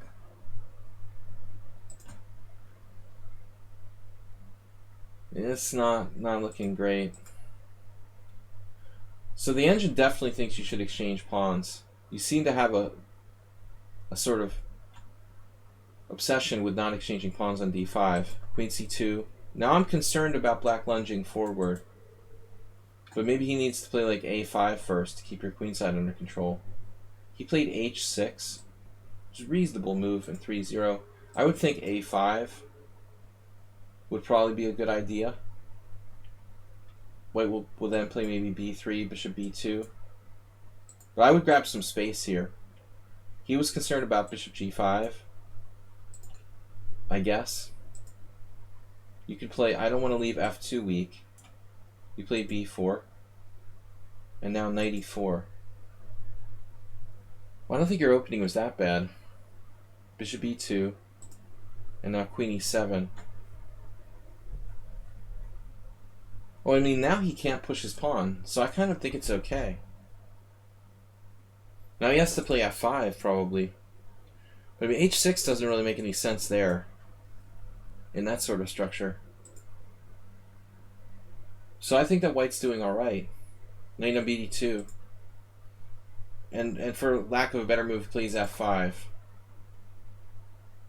I'm looking at the g6 weakness, you know. If there was only a way we could exploit that somehow. I'm looking knight h4. Can we get in there? Knight e5 trading pieces. Probably forcing the exchange of pieces. That looks reasonable. But I mean, I would like to develop, but I don't really, again, like in the stone wall, like if we play this bishop increases his scope. Still, it also increases scope here. Yeah, I mean, bishop c7 is risky. I mean, c5, I'm sorry. I'm having some sort of Freudian slips. Guys, please subscribe and donate if you can. Support the stream. Don't forget. Serious analysis here. c5 taking pressure off the center. We had this discussion earlier. But I think it might be good now. You've also got b5 taking over e5. But I wouldn't necessarily play this against a stronger player. I mean, you're really like upping the ante by playing c5. If I were you, I would keep the tension here against a higher rated player. If you do nothing, you're going to get blasted by e5 and f4. That's kind of computer-like. So if b5... That's interesting, though. b5, you lose control of c5. b5 here. What do you do about this? and the threat of e5.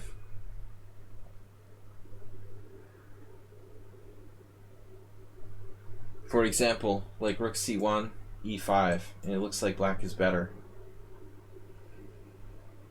We've got to be careful we don't let it get out of control, is the point. So c5 is one thing, b5 is another thing.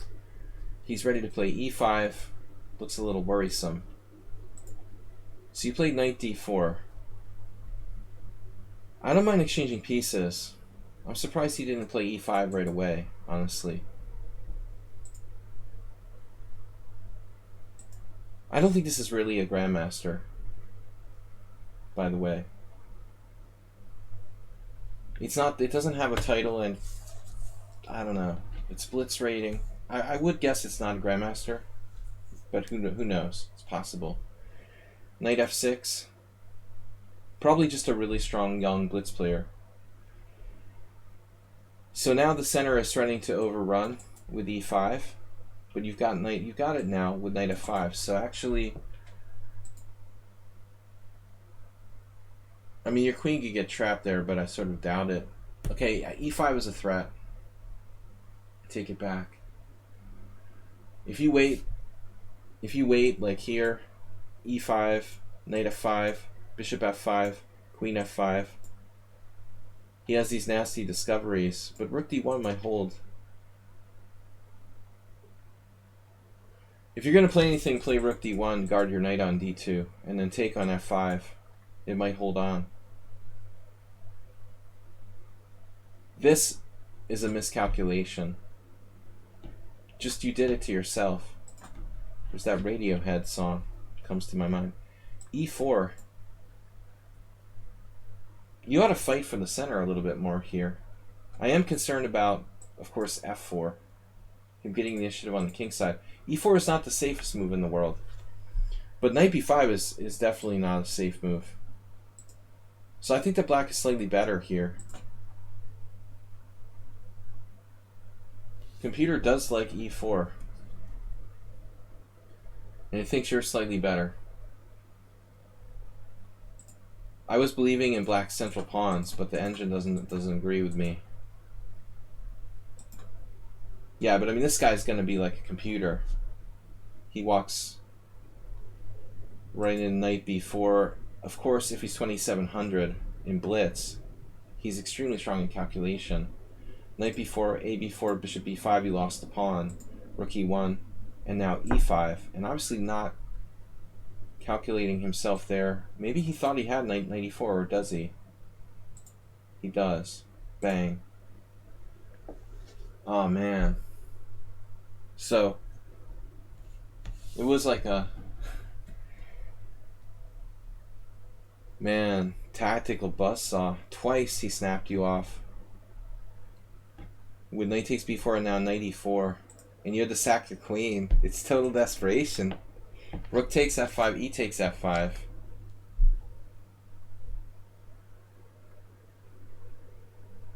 And e4. Man, the guy played rook f8 now. Are you kidding me? He has 54 seconds left still. He's only used 30 seconds from berserking. But dude, your central pawn, that's not important. He must have just started celebrating when you dropped the queen or sacrificed the queen. Sorry, sacrificed the queen. But obviously, he has to play e4. And you are toast now after e4. So that was fortunate. Not to take the wind out of your sails, but I mean, I want to be honest. It looks like you're totally busted after e4. This was crazy blunder. And you missed bishop takes d5 check? Because actually now, I mean, man, I don't know where to put his king, but I feel like maybe you have something here. Like, it's possible you already have enough compensation. You'd have a knight, rook, and pawn. You have materially enough compensation. Your king's a little shaky. But I mean, you're real close to enough compensation after bishop takes. But g4 is a huge mistake. Not grabbing that central pawn. And then you see it the next move, but you weakened your king side in the process. Yeah, g4. he doesn't take g4 with check. He's still got 49 seconds left.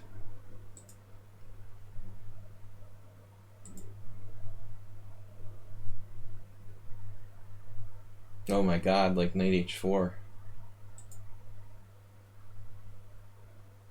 This. Oh, he dropped his queen. That's crazy. He has 44 seconds left. He doesn't see the knight fork. Damn. And now you're up a rook. And you have 1 minute and 27 seconds. Oh, it's over.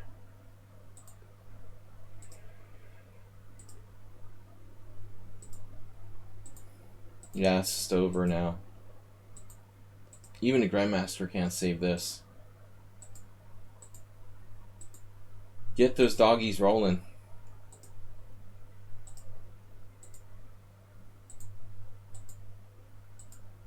Man, he's persistent. It's just too much material. It's ridiculous. Rook d6 was a cute move. But it's over. Let's see how I finished him off. I mean, this guy just dropped his queen. Didn't take Antony seriously. Look at this technique. Bishop f7. Game over. I like the last try, though. Man, if you queen, you just lose.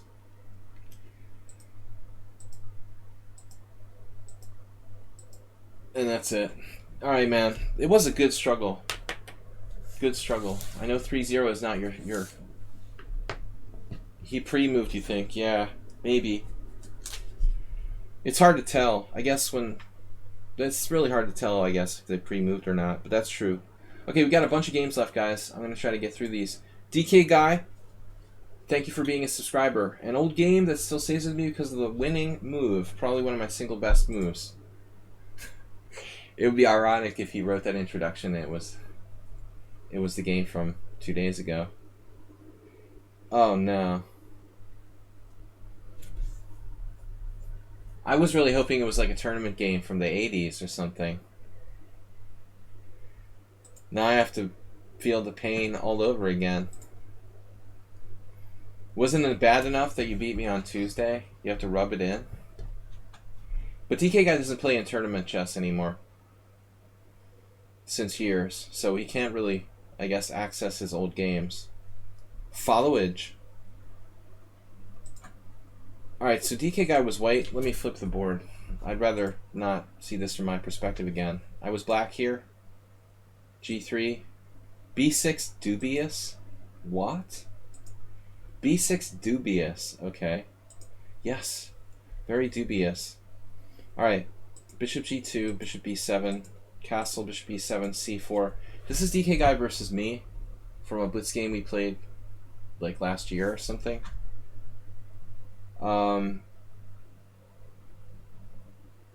Castle. Now knight c3, knight e4, and DK Guy played the classical variation with queen c2. I've played mostly bishop d2 with white. They're both good. Queen c2, and now my recollection of this variation isn't very good. So I'm not sure what I played. I know this is normal. And f5. f5 and c5 are the main moves. I didn't like the way this game went down later.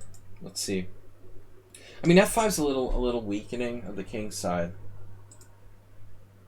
There was this Vietnamese player who's a strong, almost super GM now, Win Ngoc Truongson. I remember he used to play c5. I think Karpov probably preferred c5 too. I guess it's a little safer not to play f5 for black. And I just don't know the theory here well enough. I don't think I've ever had a tournament game in this line. b3. I would lean towards c5 in welcome endgame. No, sad gamer. What is that? I can't read. Sorry, I need glasses. AAD gamer. Welcome. So I would prefer c5 as a safer move. Bishop f6, bishop b2, and now I played c5. Turns out this is really unusual. It seems natural. Is there d5 for white instead of b3?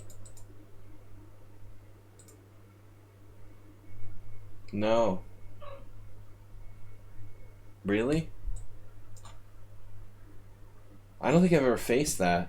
That's weird. It looks overextending. Yeah, I've never seen this played, but it is a move. I would think like black would get in knight a6 or something. Try to head for c5. But it makes sense, you know, it makes sense. Taking isn't really that desirable for black.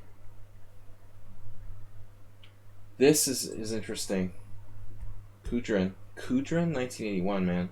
Kudrin plays the Grunfeld. The game's so old, Kudrin wasn't even playing the Grunfeld. Knight a6 is interesting. Bishop f6 is the main move there. Queen c2. And now knight a6. Okay, so that looks right. Yeah, no, b3 is normal. Bishop f6 here. But I mean, I kind of ran out of book at this point.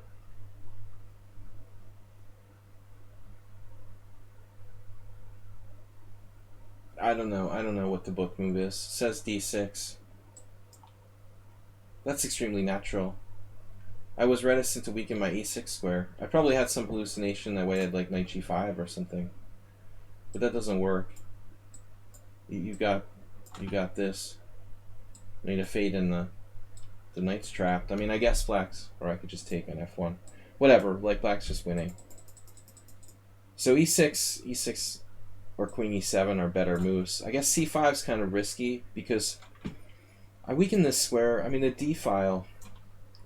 I'm asking a lot here with black. I tried to play as actively as I could. Trying to play for knight c6. But it may be that black's trying for too much.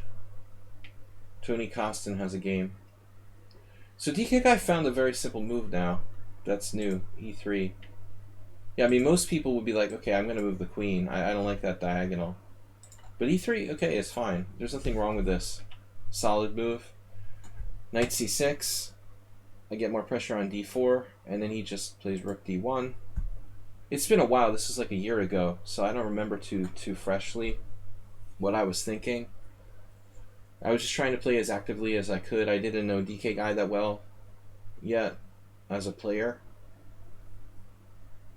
But white's playing super solid chess here. Maybe I should just exchange pawns. I don't know. Pawn takes pawn, pawn takes pawn. But if he moves his queen and plays d5, I'm like a dead man. Black's adopted a kind of risky setup. I mean, I'm basically really in trouble if white gets in d5. Even lines where he's not playing d5 but exchanging on c5, I have pressure to face on the d file. Anyway, he wants to show off his cool move here. Yeah, I mean, I don't know. I was smoking crack when I played this game, I guess. I played f4. I mean, this is crazy. It's just totally crazy. It was a crazy creative attempt. This is how I always lose to DK Guy. Last game as well. Trying to be creative. Not a good thing against DK Guy. f4 is crazy.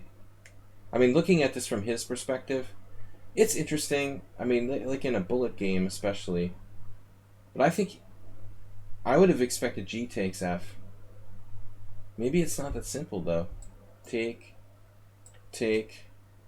and then, I mean, I would have tried something like queen move. Maybe queen here.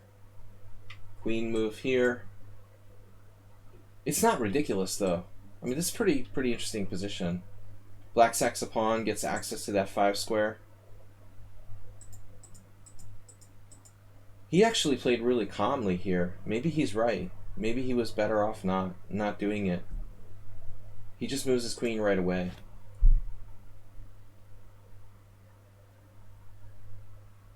So I have nothing better than to exchange pawns. But at the end of the day, I lost my own grip on e4. I didn't really improve my position with this fancy move, and I kind of wasted time. And now he's starting to bust me along the d file. Maybe push d5. So black can't just sit there and do nothing. I played this. Looking for counterplay against e3 in the event of d5. I would exchange on b2 and then play ed.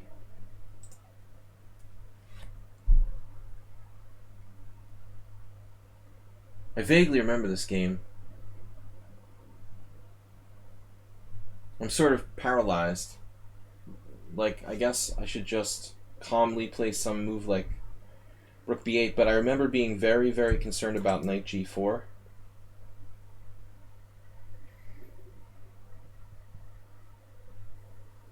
Maybe this move. Still he has knight g4, but I could play like bishop g5.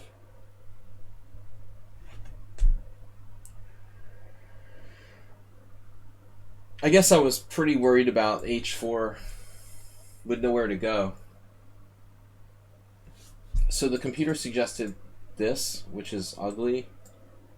Bishop takes e5. I really didn't want to do that. But maybe I could just passively defend d7.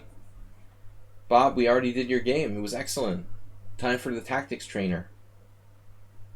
And you'll be all set. Strategically excellent. Rook d8. I played this, and then came the knight g4. And I don't think that was a surprise, but I didn't know what to do.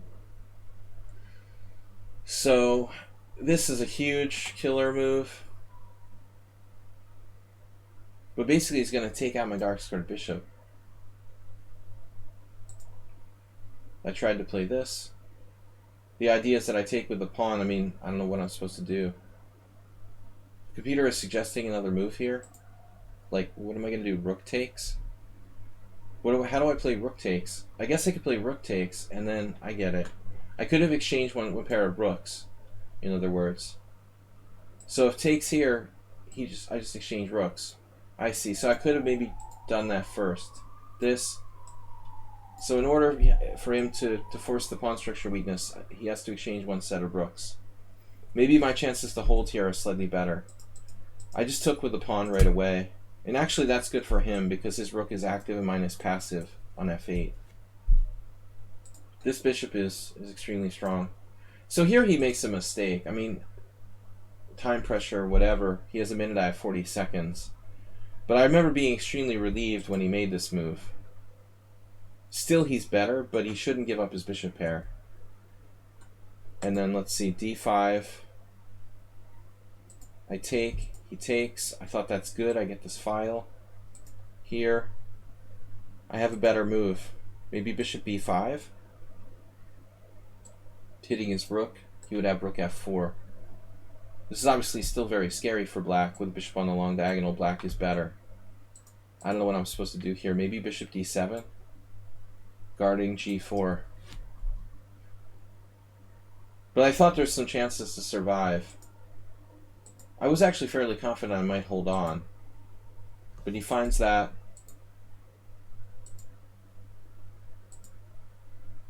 And I'm apparently okay.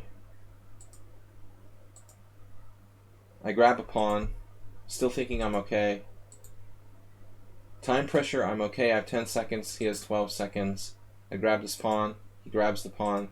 Grabs here. And then I felt this feeling of unease as he thought for a little while here. The growing unease.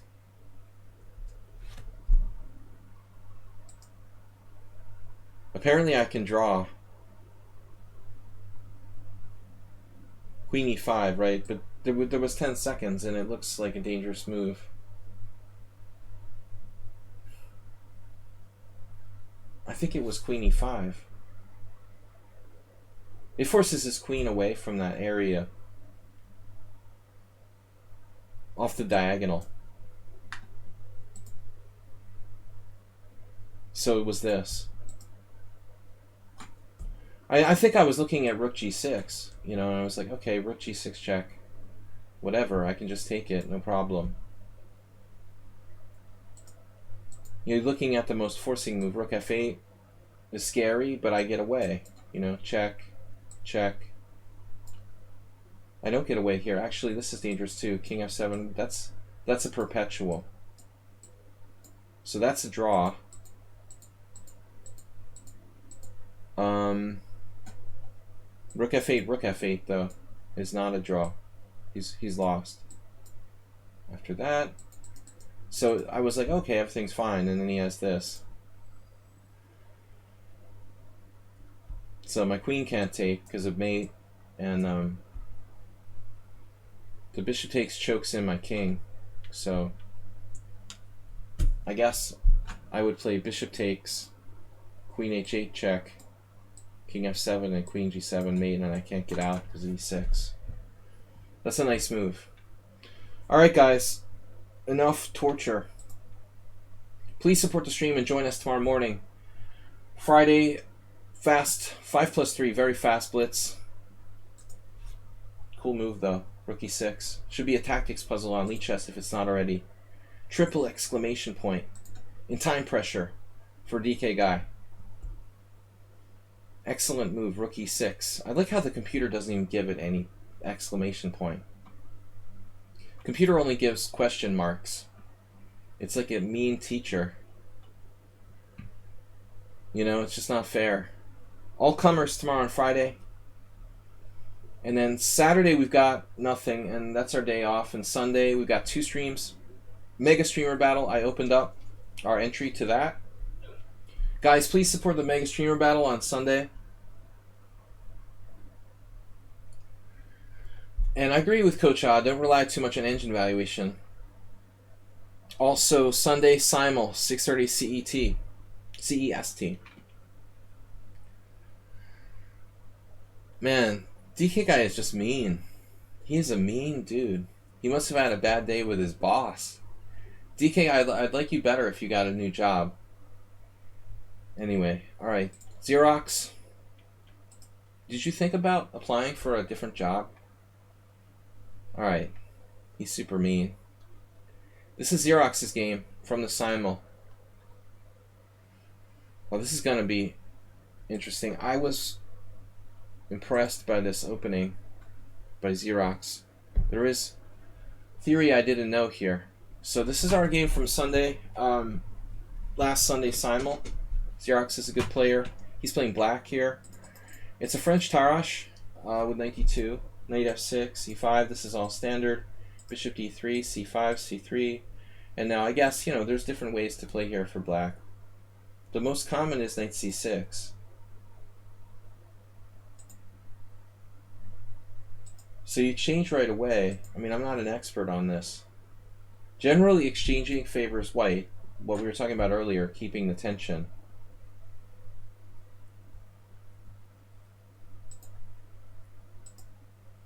So we transpose to another main variation where they exchange like one move later. I don't think it really matters. So here, there's a variation with knight f4. Okay, that's another line that involves like an exchange sacrifice for black. But black's supposed to be okay there. So I play the main line, e takes f, and then he plays queen takes f. And who needs a job and unemployment benefits is like $3,000 a month. Damn, I'm moving to Denmark. Does being a chess player count as unemployed? But DK guy, do you have to prove you're like seeking employment to collect those unemployment benefits? Because that's what they want to do here. It's sort of similar to American unemployment benefits. You can only claim unemployment benefits if you can prove you're actively seeking employment.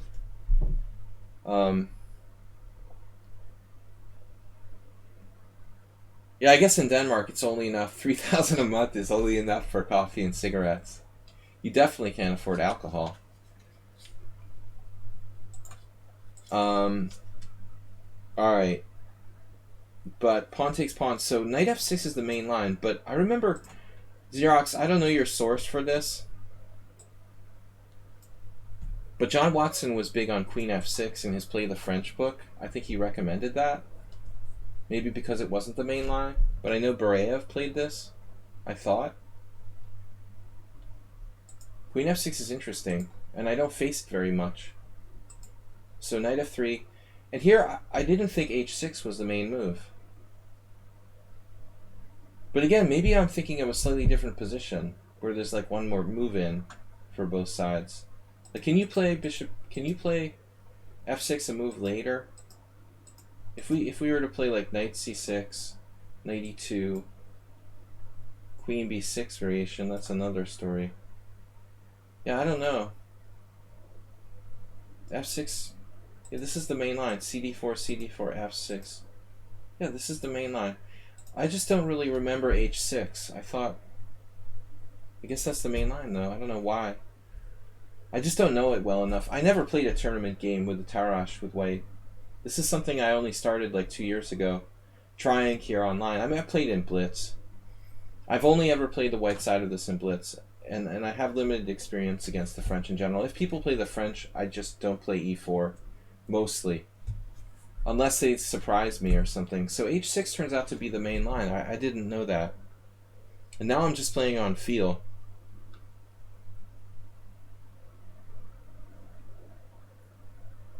From Rajabov. Okay. Well, I just remember like Watson recommending Queen f6 like back in 2001 or something. But Rajabov was already around. Let's see. h6. Good move. So where are we? No, I got the wrong position. Knight f3. Why is it saying dubious? It's like standard position. h6. And now h6 dubious. Yeah, right. Queen c2. I did not know about. That's interesting.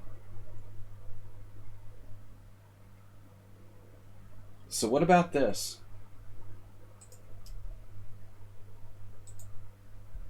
h6 turns out to be the main line. Queen c2, an interesting try to exploit h6. If bishop d6, do we check? So this is crazy. Check, king e7. But white's pieces are messed up. You know, is it worth it to get my pieces messed up to put your king on e7? Tivyakov says yes. I don't know. That's worth looking at. Because h6 feels risky. Castle, bishop d6. Now, I played bishop b1. Alexander Onishuk. It turns out the main line is knight g3. But black's score is reasonable. Computer claims that white has a huge advantage here. Knight g3, h3. It's going down though. Knight g3 plus 1.4. If castles, what do I do? So bishop c2 with Asterbate's favored move. And then it's very similar to the game we had. Rook d8. But we played a very similar game. I played bishop e1 not knowing the theory here. I know it looks wrong, but it's the main line. Castles, queen d3, and he knows this, rook d8. It's unbelievable how quickly black gets, like, totally okay position. Look at the score. It's, like, ridiculous. g3, black has a plus score. Knight g3, black has a plus score. Queen h7 check, white didn't win a single game. After the simul, I was like, oh my god, I should have played queen h7 check. But the engine says it's something special. Glazirov is an expert in the French. I know that. Boros Danish. Chess dweeb. Taking out someone special there. In 2012. Well, at least I didn't play like him. So it turns out that queen h7 is actually probably inferior. After rook d8, I played knight g3. I didn't have the self-control to play. I'm sorry. I didn't have the self-control to play. Didn't have the self-control to play g3 here. But it kind of makes sense. I mean, f4 is normal. He doesn't have a rook on the f file, so there's none of those exchange sacrifice things. Damn, the computer is like e5. Black's fine. Huangthang Tran. Glazirov. So g3 is not so great. Black's already better in like one move. So I played the best move. I don't know.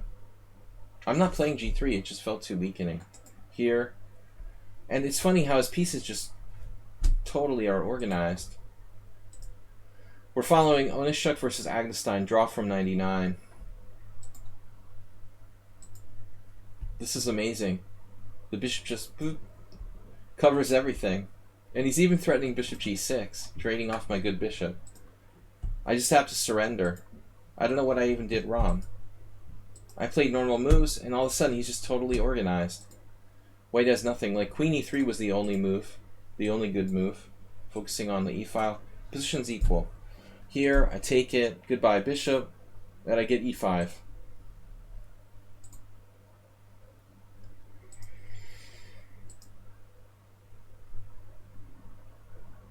I wasn't sure what would happen if you took on e5 here. Is it bad? I mean, because you would have a protected passed pawn, for whatever that's worth. It's kind of risky, though. I mean, if I was able to maneuver back with knight there to d4.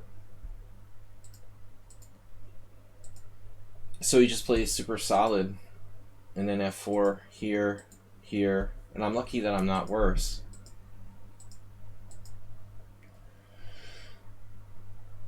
So Stockfish thinks g5 and you're better. Because there's no knight h5, there's no nothing. It's unbelievable. I mean, White's pieces look very active. And I don't even know what I did wrong, you know.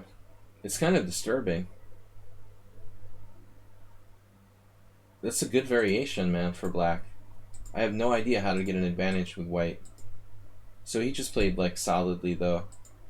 And finally, we got to this position where I played h3. The engine said I should play knight e2. h3 to put my king on h2. He takes, bishop g6, takes, and then I was supposed to play king h2 here, getting out of knight e5. I mean, obviously, I almost blundered that pawn. I think I was going to play knight e2 and just drop my pawn with knight e5, but I caught myself at the last second. I played queen f2 and offered a draw. On the surface it looks equal, but it looks like he's actually better.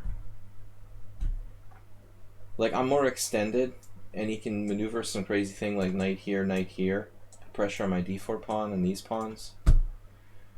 White's actually worse here. The space doesn't mean anything, because there's hardly any pieces left on the board. Yeah, it was a great game by Black. He's slightly better. Alright, he agreed to a draw, thankfully. But I played 26 cent upon loss, 5 inaccuracies, and Xerox was 22 cent upon loss, 4 inaccuracies, with an advantage of like 1 pawn at the end. But a good game for the simul. Guys, we have time for the last 2 games. Hey, it's Miro and Tomas. So how much time we have left here? 12 minutes. We can go over a little bit. Don't mind going over like 10 minutes. So it's Miro playing a Carolcana. We didn't get to go. Good candidate for analysis stream. If you want to go over that one, here's a game link. Okay, so you're Black in the Carolcan. DK guy can give us his... Schieberspieler is not here for his expert Carolcan advice. I'll put in my 2 cents. And the DK guy can help out. So d takes e4, knight takes e4, knight f6. I've been recommending people to try this because every like 3-year-old child knows the bishop f5 Carolcan, 25 moves deep. So basically, it's just overanalyzed to death if you play bishop f5. Like literally, it's ridiculous.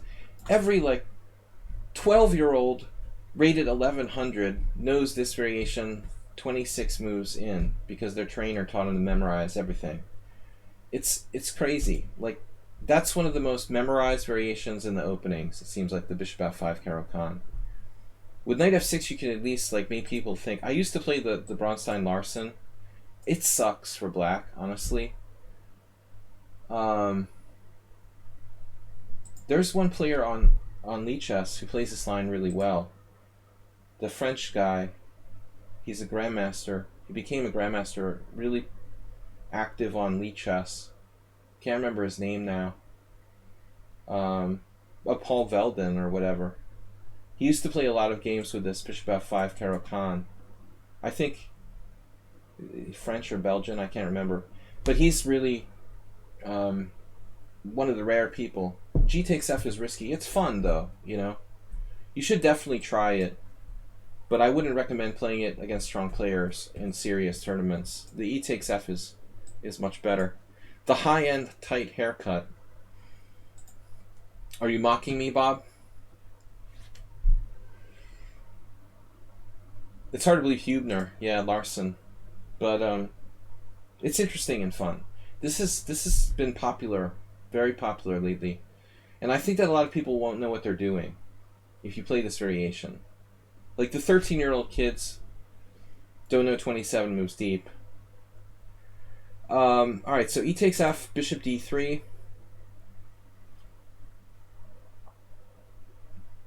That was what Roman Cicic really did. No, that was Dmitry Gurevich. When someone offered him a draw, he was like looking around. This hangs a pawn. You just took it. Hey, that's a great variation. Bishop d3. Dude. What? Gladura lost with white. He played bishop d3 against Alander Liang. Are you serious? What are you talking about?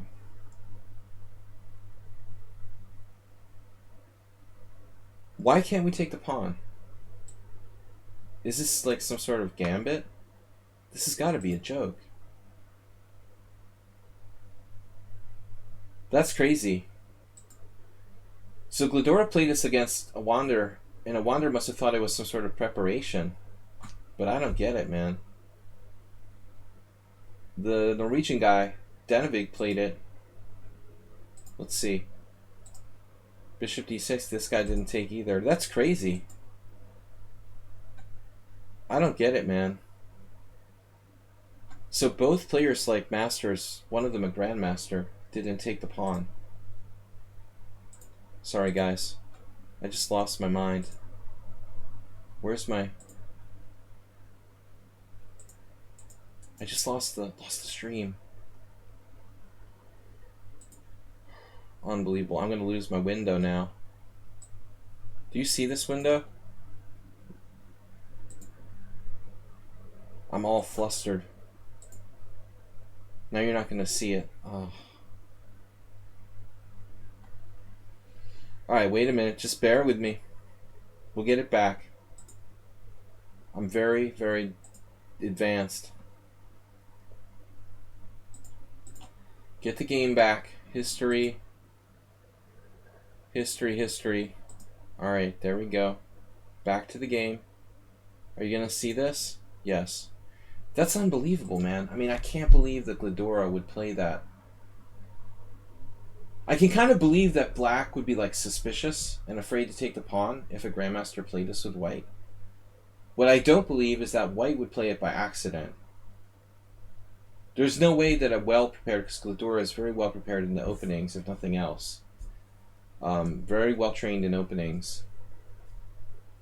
I just can't believe he would just lose a pawn. I mean, white gets some compensation, right?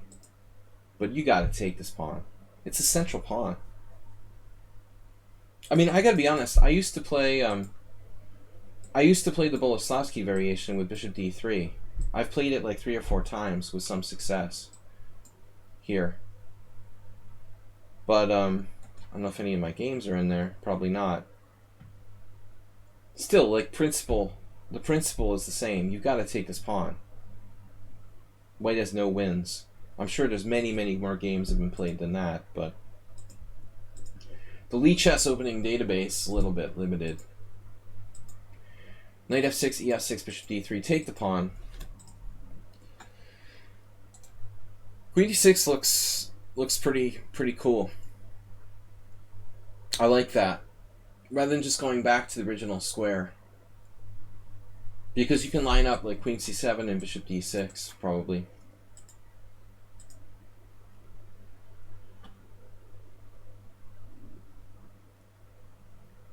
Yeah, this way we don't want to play bishop e7. We'd rather play like queen c7 and try to get our bishop to the more active diagonal.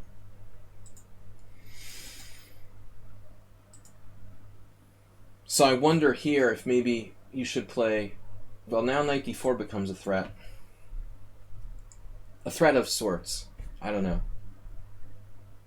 Maybe we should consider knight d7. And meet knight d4 with like knight c5 or something like that. Something to think about.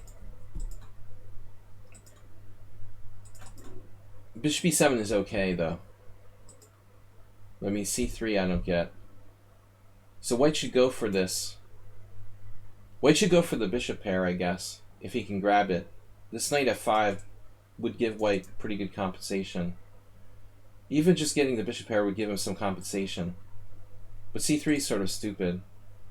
I guess he wants to play queen c2, but we're going to play g6 anyway, which is standard move. Here, and then queen d2. Yeah, I mean, this is a weird square. I thought his whole point was to play queen c2 and force you to play like g6. Here, queen d2, bad square. And then castle's queenside. I don't know if I like castle's queenside. That's really reckless. You're definitely like safer off just castling kingside.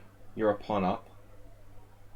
I mean, if you have like $1 million bet on the game, win or lose, draws don't count, maybe I would try castle's queenside. All or nothing, Armageddon. But castle's queenside seems kind of risky. Maybe not that bad though. Alright, here, rook d1, knight e5. Obviously also knight c5. Black's just clearly better. Maybe you should play knight c5. I guess he wanted to fix his pawn structure. But you can't force that anyway. You're forcing a trade of queens at least with knight c5. White played badly. So he fixes your pawns. It looks like he should play bishop e2.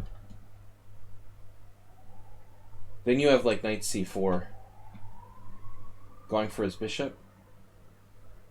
Maybe white could answer with like queen c1. So it gets a little complicated. Still black's better.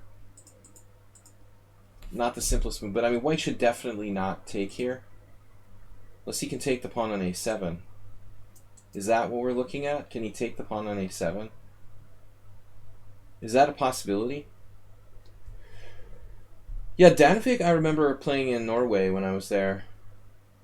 1989 Danish junior champ. I didn't think he was old enough. But yeah, he's probably...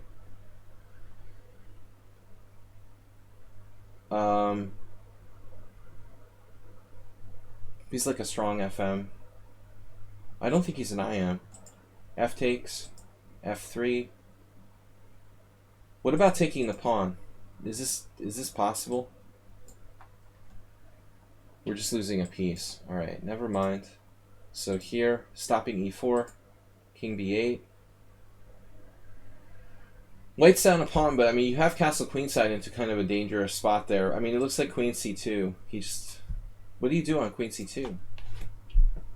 Maybe that's poisoned. Yep. So you just play queen c7. Queen c2, queen c7, queen a4. And then something like a6.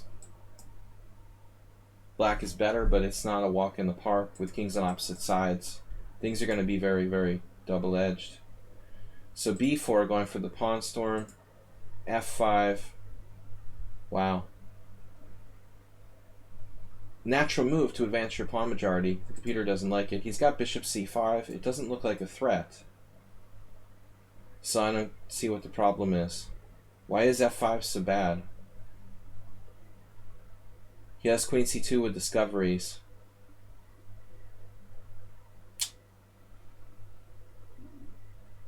Maybe queen c2 with some sort of discoveries. I mean, you're leaving your queen here a long time. It's obviously safer to play like queen c7. Something like queen c7, getting off the file. Personally, I wouldn't have castled queenside. Higher rated than me. Man, you're mean. What is with you? Damn, DK guy is just like mean for the sake of being mean. I'm gonna send a letter to your boss. He's made you difficult to live with on my stream. F5, queen F2. Or I'll have Bob do it.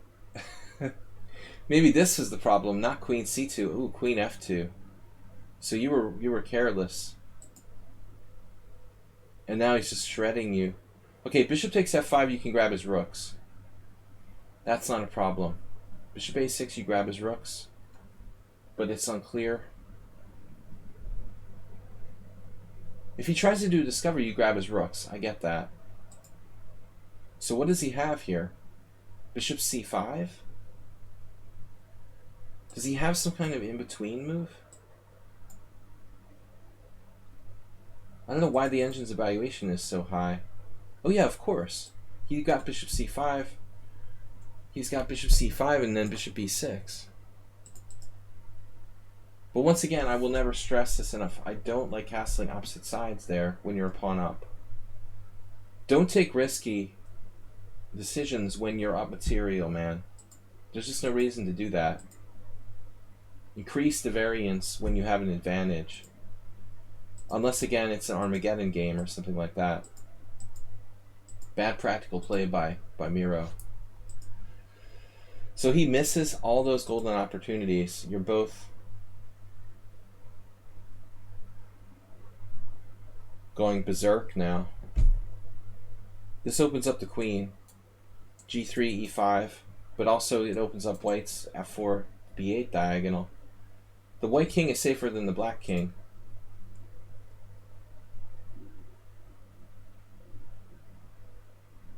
I don't see anything great for black, but C3 is hanging. You have squares like G3, E5. What are we going to do on bishop D4?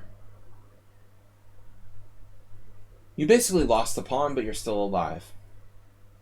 Because you were up a pawn. We get a kind of equal middle game. I'm not sure about exchanging rooks. Does that benefit you here?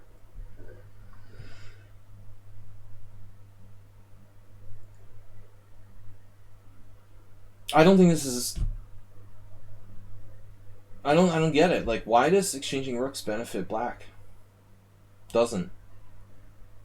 File is the file. You're just giving him the file. He got his pawn back. Now he has the file as well. He's accumulated small advantages. But I don't know about this. It's a trick so that he can pin you. So I guess like bishop C8 or something. You actually have queen E3 check. Alright, take, queen E3 check. And now his king safety is busted. I can't emphasize king safety enough. Probably the most important factor in the middle game.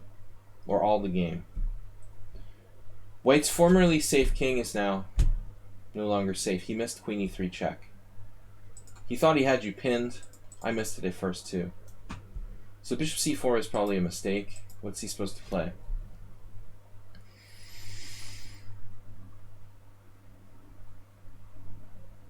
Pawn takes pawn. He's dropping a piece to queen E3 check.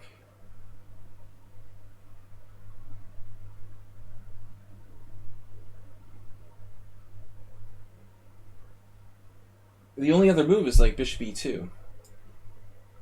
But I mean, it obviously looks scary. You'd have like E3. It looks terrible. So what is he supposed to do here? Trixie Cat, thanks for joining us. Guys, we're wrapping up our analysis stream, last two games. What is White's move? The engine's claiming that it's equal in its sort of valuation, but I don't see a really good move for White here. What am I missing? You end your 26-year-old alcohol drought by drinking with me and Bob. There'd be a lot of angry sarcasm.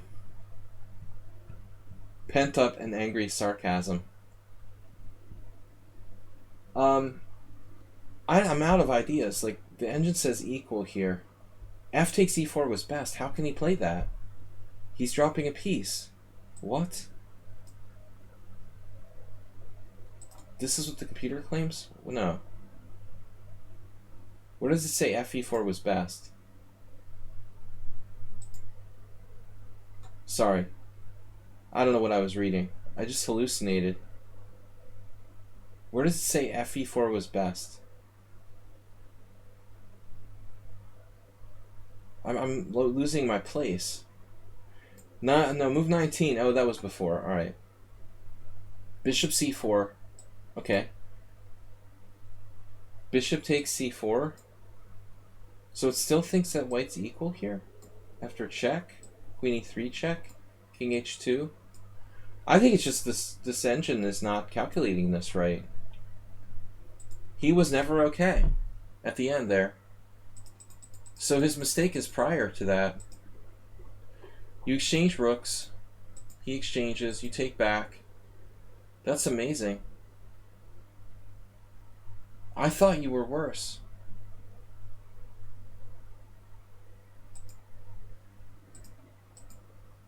But I guess the point is, like, it's even better to just take back directly. You derive no benefit by exchanging rooks. Where did white go wrong? In this position, he took the wrong way. If bishop takes e4, you have, like, counterplay against c3, queen e5. I mean, I guess he was never really, like, winning yet in this position. He missed chances earlier with bishop c5. Once he plays the passive queen f1, you're okay. Here, here, here. Take is a bad move, but you're still better. Check, and now you're better. And the white king is endangered. So now white has to be very, very careful. You're threatening pawn takes pawn, game over. That's pretty awkward. Luckily, it's not game over. He's got g8 covered.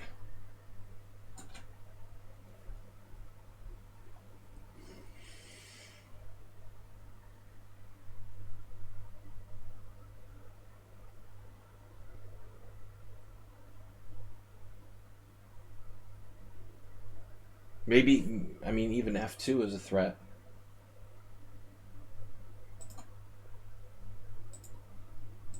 But oddly, you can't get your rook in the game. Now you have rook d8, maybe? You played what? Rook d8 double question mark, allowing exchange of rooks.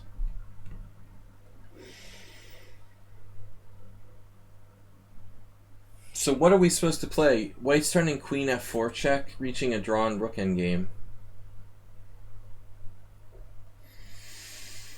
And you played the very natural rook d8. You could play like king a8, hypothetically, avoiding the check on f4. Worst case scenario. Rook takes f5, and then rook d8. When white's king is in a dangerous position, rook a5 check, king b8. White might be toast here. There's just out of position rook and no counterplay. It's all about the king safety. So maybe king a8. Guys, I gotta go. I'm gonna go over. Yeah, damn, that's the move. That's really hard to find in time pressure. But it goes to the point of what I was trying to say. The single most important factor in chess is king safety. King a8 is like, I've got king safety, you don't. Game over. It's still not easy to win. But the main point is rook d8.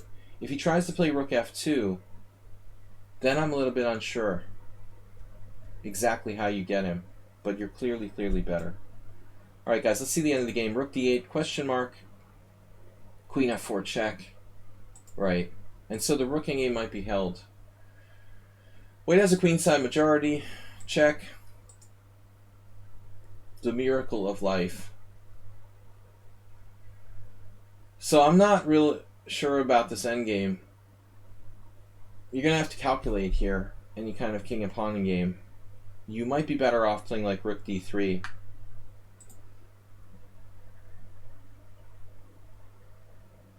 It looks like the king and pawn game is a draw. I would probably play rook d3 or rook d5. And not only a draw, but a very sharp draw, it looks like. What should white play, like c4? a4? his queenside majority is absolutely White's breath of life in this position. He played totally natural move.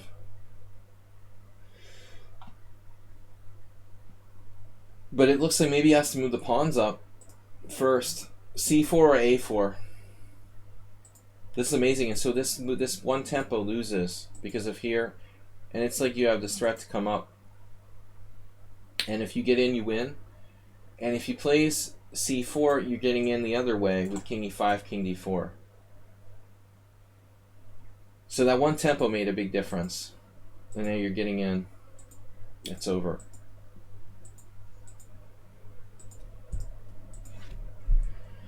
Alright guys, last game with Tomas. Tomas subscribed today. And over the board game a week ago, missed a made in 3. Wow. With 21. But it turned into fireworks display. You had to sell for your opponent blundering. Okay. Let's check it out.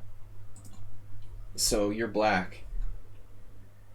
Guys, I gotta go. Just 10 minutes and I've got to get out of here. So the Dutch, we talked about this when Tomas visited the stream. He likes the Dutch. The Dutch like him. F5 dubious. That's a matter of opinion. White plays very quietly here with E3. I think E3 is good against the Leningrad, but I'm not sure White should commit against just any Dutch. The E3 is a good system against Leningrad. It's actually not that bad against maybe the Stonewall. White can play like C4, Knight C3, Bishop D3. So what does that leave us with? We will see. Tomas said he plays the classical Dutch, but I'm not sure there is such a thing against the E3 formation. You're going to try to play a flexible pawn structure with D6 and E6. Seems reasonable. Yeah, I mean, White has to be careful when you have a fluid pawn structure about playing Bishop D3. It's like the King's Indian. I mean, it may be well that as long as your pawns are fluid and you're threatening D6 and E5, he's not supposed to put his bishop on D3. There's quite a few games with Bishop E2. I mean, I would think that makes sense for White to think about the fact that you might play D6 and E5 and you're going to get forked by E4. So in many cases, like Bishop E2 might be better than Bishop D3. It still appears Bishop D3 is the best move, but I would always take that with a grain of salt. And Bishop E2 looks solid. Bishop E2, B3, that's a safe setup. So let's see, Bishop E7, Tatiana Ratku. Yep, Brazilian woman master. Brings back some memories to a trip I took to Spain in the 90s. Knight on BD2. I had a lot of friends from South America. Bishop E7, Knight on BD2. That doesn't look really right, but I guess it's okay if you follow up with B3, Bishop E2. C4. White's trying to follow like a Kali system. Yeah, okay, he's going to play E4. Are you saying like a Kali system? That's an interesting question. Well, if we think about your move order, you know what? I'm voting for B6 here. The advantage of Bishop D3 in the Kali system is that he's got control of E4. I didn't realize what he was doing. He's going to try to play for E4. I don't know if you like this, but I kind of think that maybe B6. Kramnik versus Balin Vilmos. That's an interesting mismatch. Alright, B6. Bishop B7 and trying to fight for E4. Maybe I changed my mind and I like that better. Here. You're playing the Bird Larsen with black. I hope you're okay with that. Alright, Bishop E7. Now you can't stop E4. You're just going to have to live with it and find other kind of counterplay. Castle B3. And now B6. It's okay. It's okay. You're going to allow him to play e4. I think he should probably think about it. You know, maybe white should play e4. You should take and play bishop e7, I guess. But then white has like queen e2, and I think unless you have some bizarre move like bishop e4 check, which should be considered.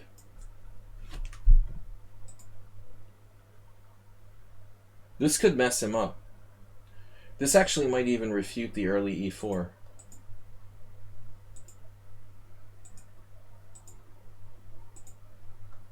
But it makes you wonder if he didn't make a mistake by playing b3. Like if he wants to play e4, then just play e4. He should just play e4 directly. And now you might have a problem. That seems like the accurate thing for white to do. But he's like combining systems. So I go back to what I said. I think you ought to play b6 right away. Keep that under control. That's a good diagonal, sorry. I want to play bishop e7 and control this diagonal. Keep it under control before he gets a chance to play e4. You don't have to rush to castle.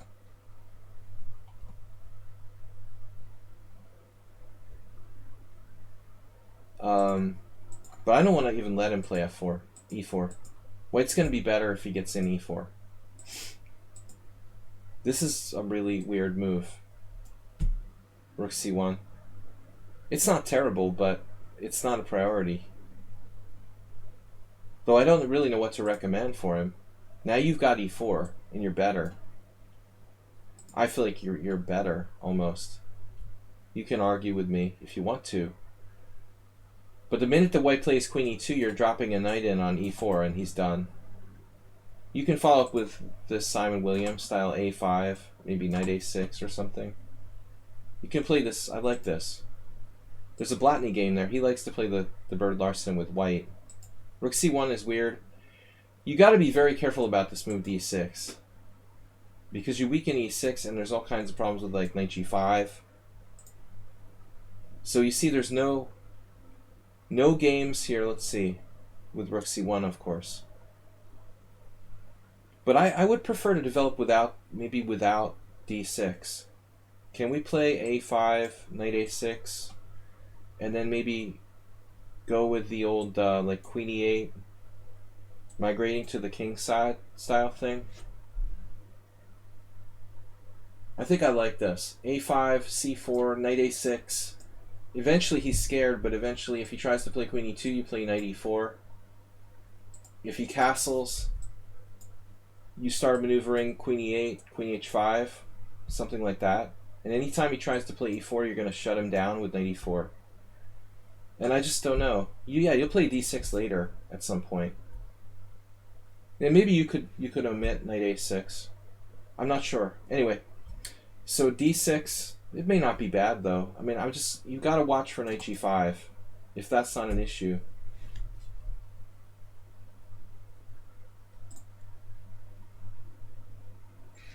The only thing I'm not sure about, I'm just checking it with the computer because I wasn't sure what's up with knight g5. It's a weird position. This is very, very sensitive, but I'm not sure he really has a follow-up. It's just that you have to go into a kind of weird formation, then you'll have to play like knight c6, knight d8. Maybe it's not bad. Anyway, alright, so the game was castle, queen e8. Now you have the standard sort of bishop d8 to guard the e6 if you need to. Here, that's just a failure. Abject failure. I mean, he realizes now if you play knight e4, he can't take it. This is a tricky situation. You gotta watch e6. Again, I mean, there are other options like a5. But I guess as long as you have bishop d8, you're alright. Knight d7 is very awkward. As far as like e6, you've got the bishop d8. That's key. So you can always protect. Here, now c4, and then c5. c5 is not forced. It's not a bad move. You can take it or leave it. I think Probably I like it. I'm sure you can come up with other moves for black in this position. Unfortunately, like king h8 is kind of not good because of the long diagonal. I mean, I'd love to play king h8 and try to play g5, g4, but it's out here. Just knight e4 is okay, but it's trading pieces. So c5 is okay, knight g5. Now this square, you got to play bishop d8 or not. Yeah, I didn't see your plan. I thought you'd been planning bishop d8 all along. But white has bishop f3.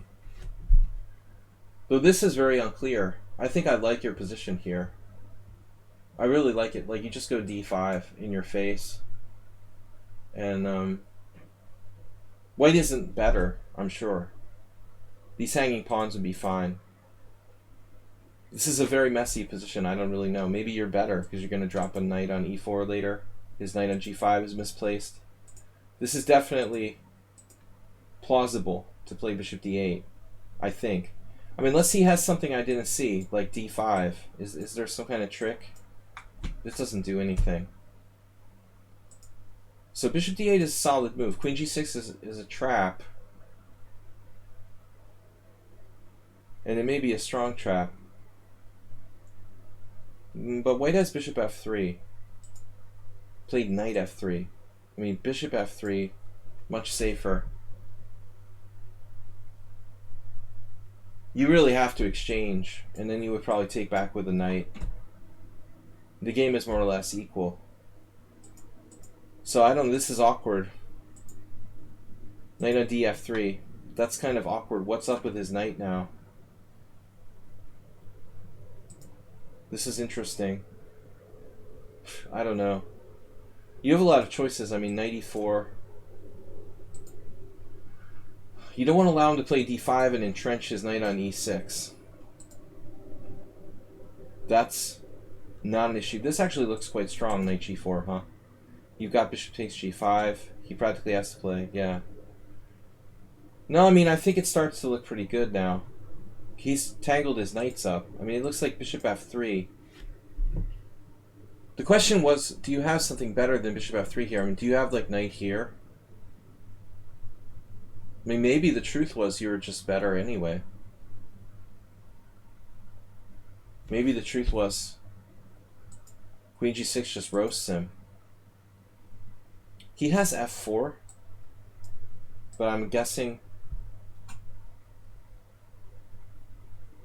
maybe f4.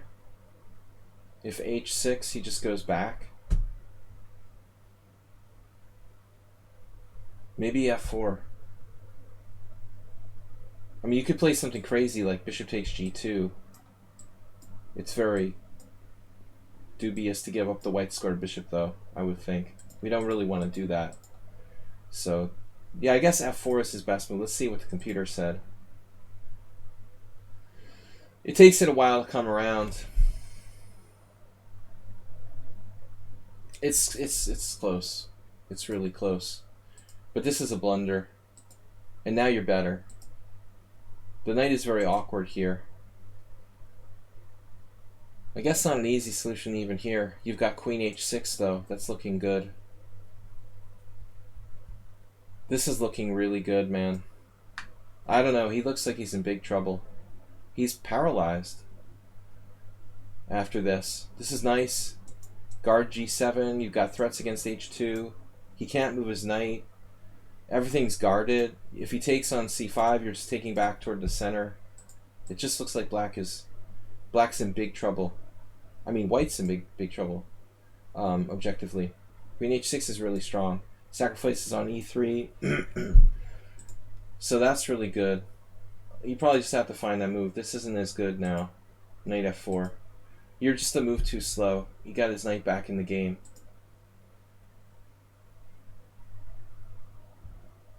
Now you're going to have to do something crazy, it looks like. g5. I mean, I don't blame you. You blundered with rook d8, missing queen h6, and now you have to do g5. But I'm not happy with this.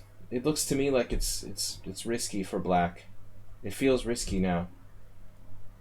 If he takes, yeah, maybe not. Maybe you're just like taking back or something. Well, actually here, can he just go up a piece? Both knights are hanging, no? It's hard to suggest a move, though. What is he supposed to play? I mean, I don't know. It looks like this. Knight h2? I guess this. In the cold, hard light of day. It looks scary for white, but maybe. Even this is, like, fine for black. Wow. Yeah, I don't get it. g5. Knight takes g5, or knight to d5. But he played this. Now you're fine. No complications.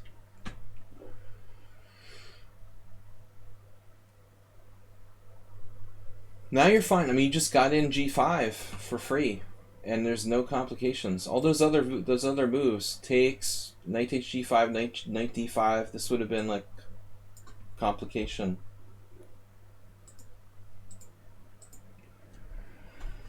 Oh my god! I never even thought of it. That's just crazy. But a little bit like what, you know. I know that it's a fun game. It's a fun move. And that's your style, but it's a little bit like the other game I just went over, where white was down a pawn and black castle opposite sides.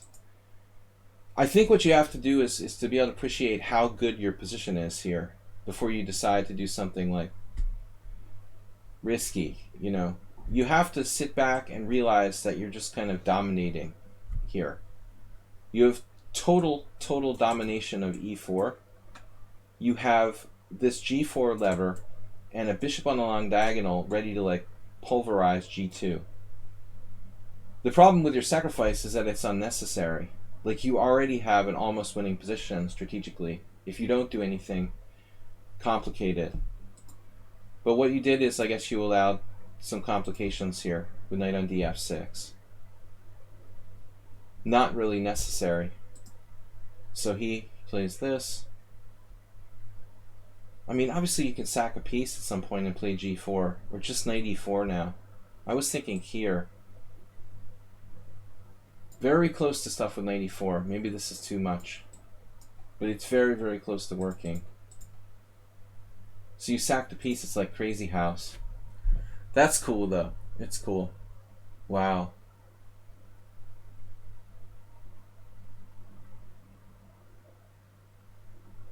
Yeah, this is devastating. You got the queen on h6. So his last move is a tragic blunder. I mean, if he takes the piece, you take back with what? The knight? Then he goes back here. And it's still very complicated. Like, maybe you have queen h5, rook f6, rook h6, but it requires a lot of calculation. Probably, you know, he can try to interfere with your bishop on b7 with like d5.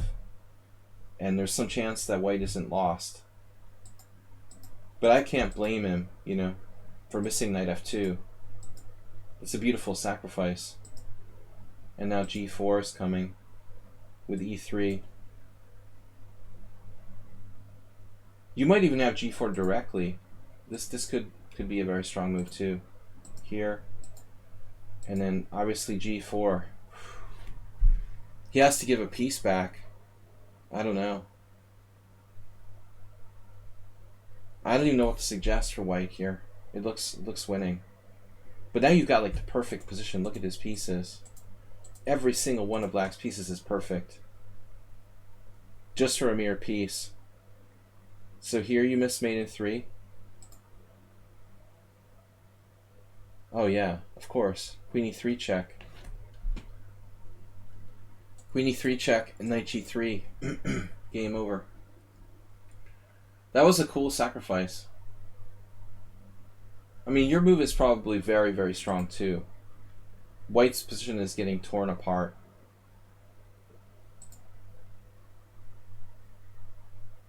Now rook h3 is a problem, though. We can't allow that.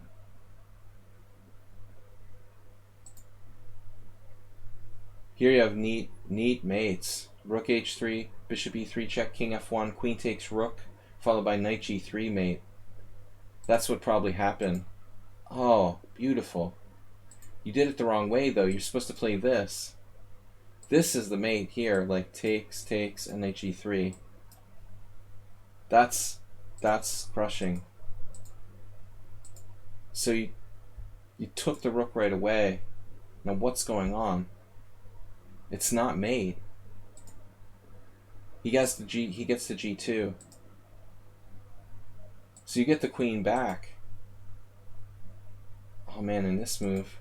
And he takes your bishop, you take his. You took his rook.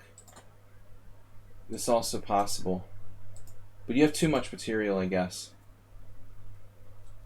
2 rooks for 3 minor pieces.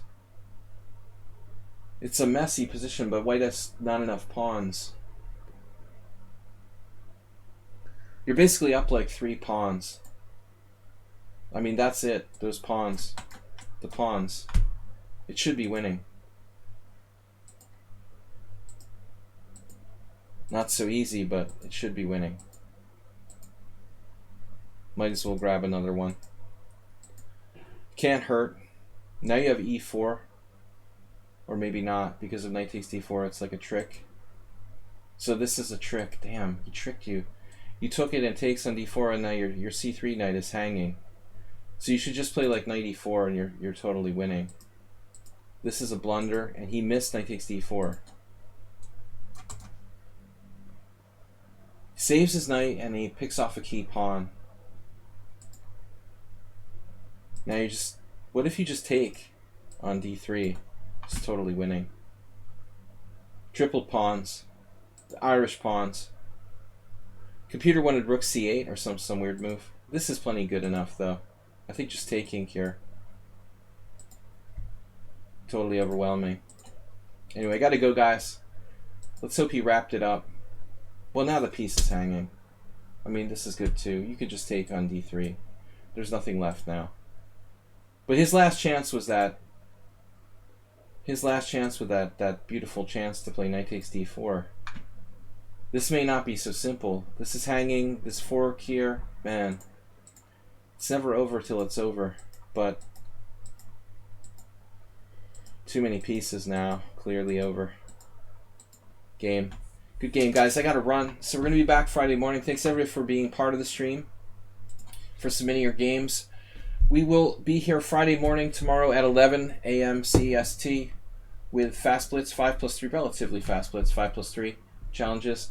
Thanks, guys, for supporting the stream and being subscribers. Don't forget to donate some bits or donate to Streamlabs and support the stream. We could use your support. Mr. Coffee, thanks for your support being a moderator. Thanks, everybody, for watching.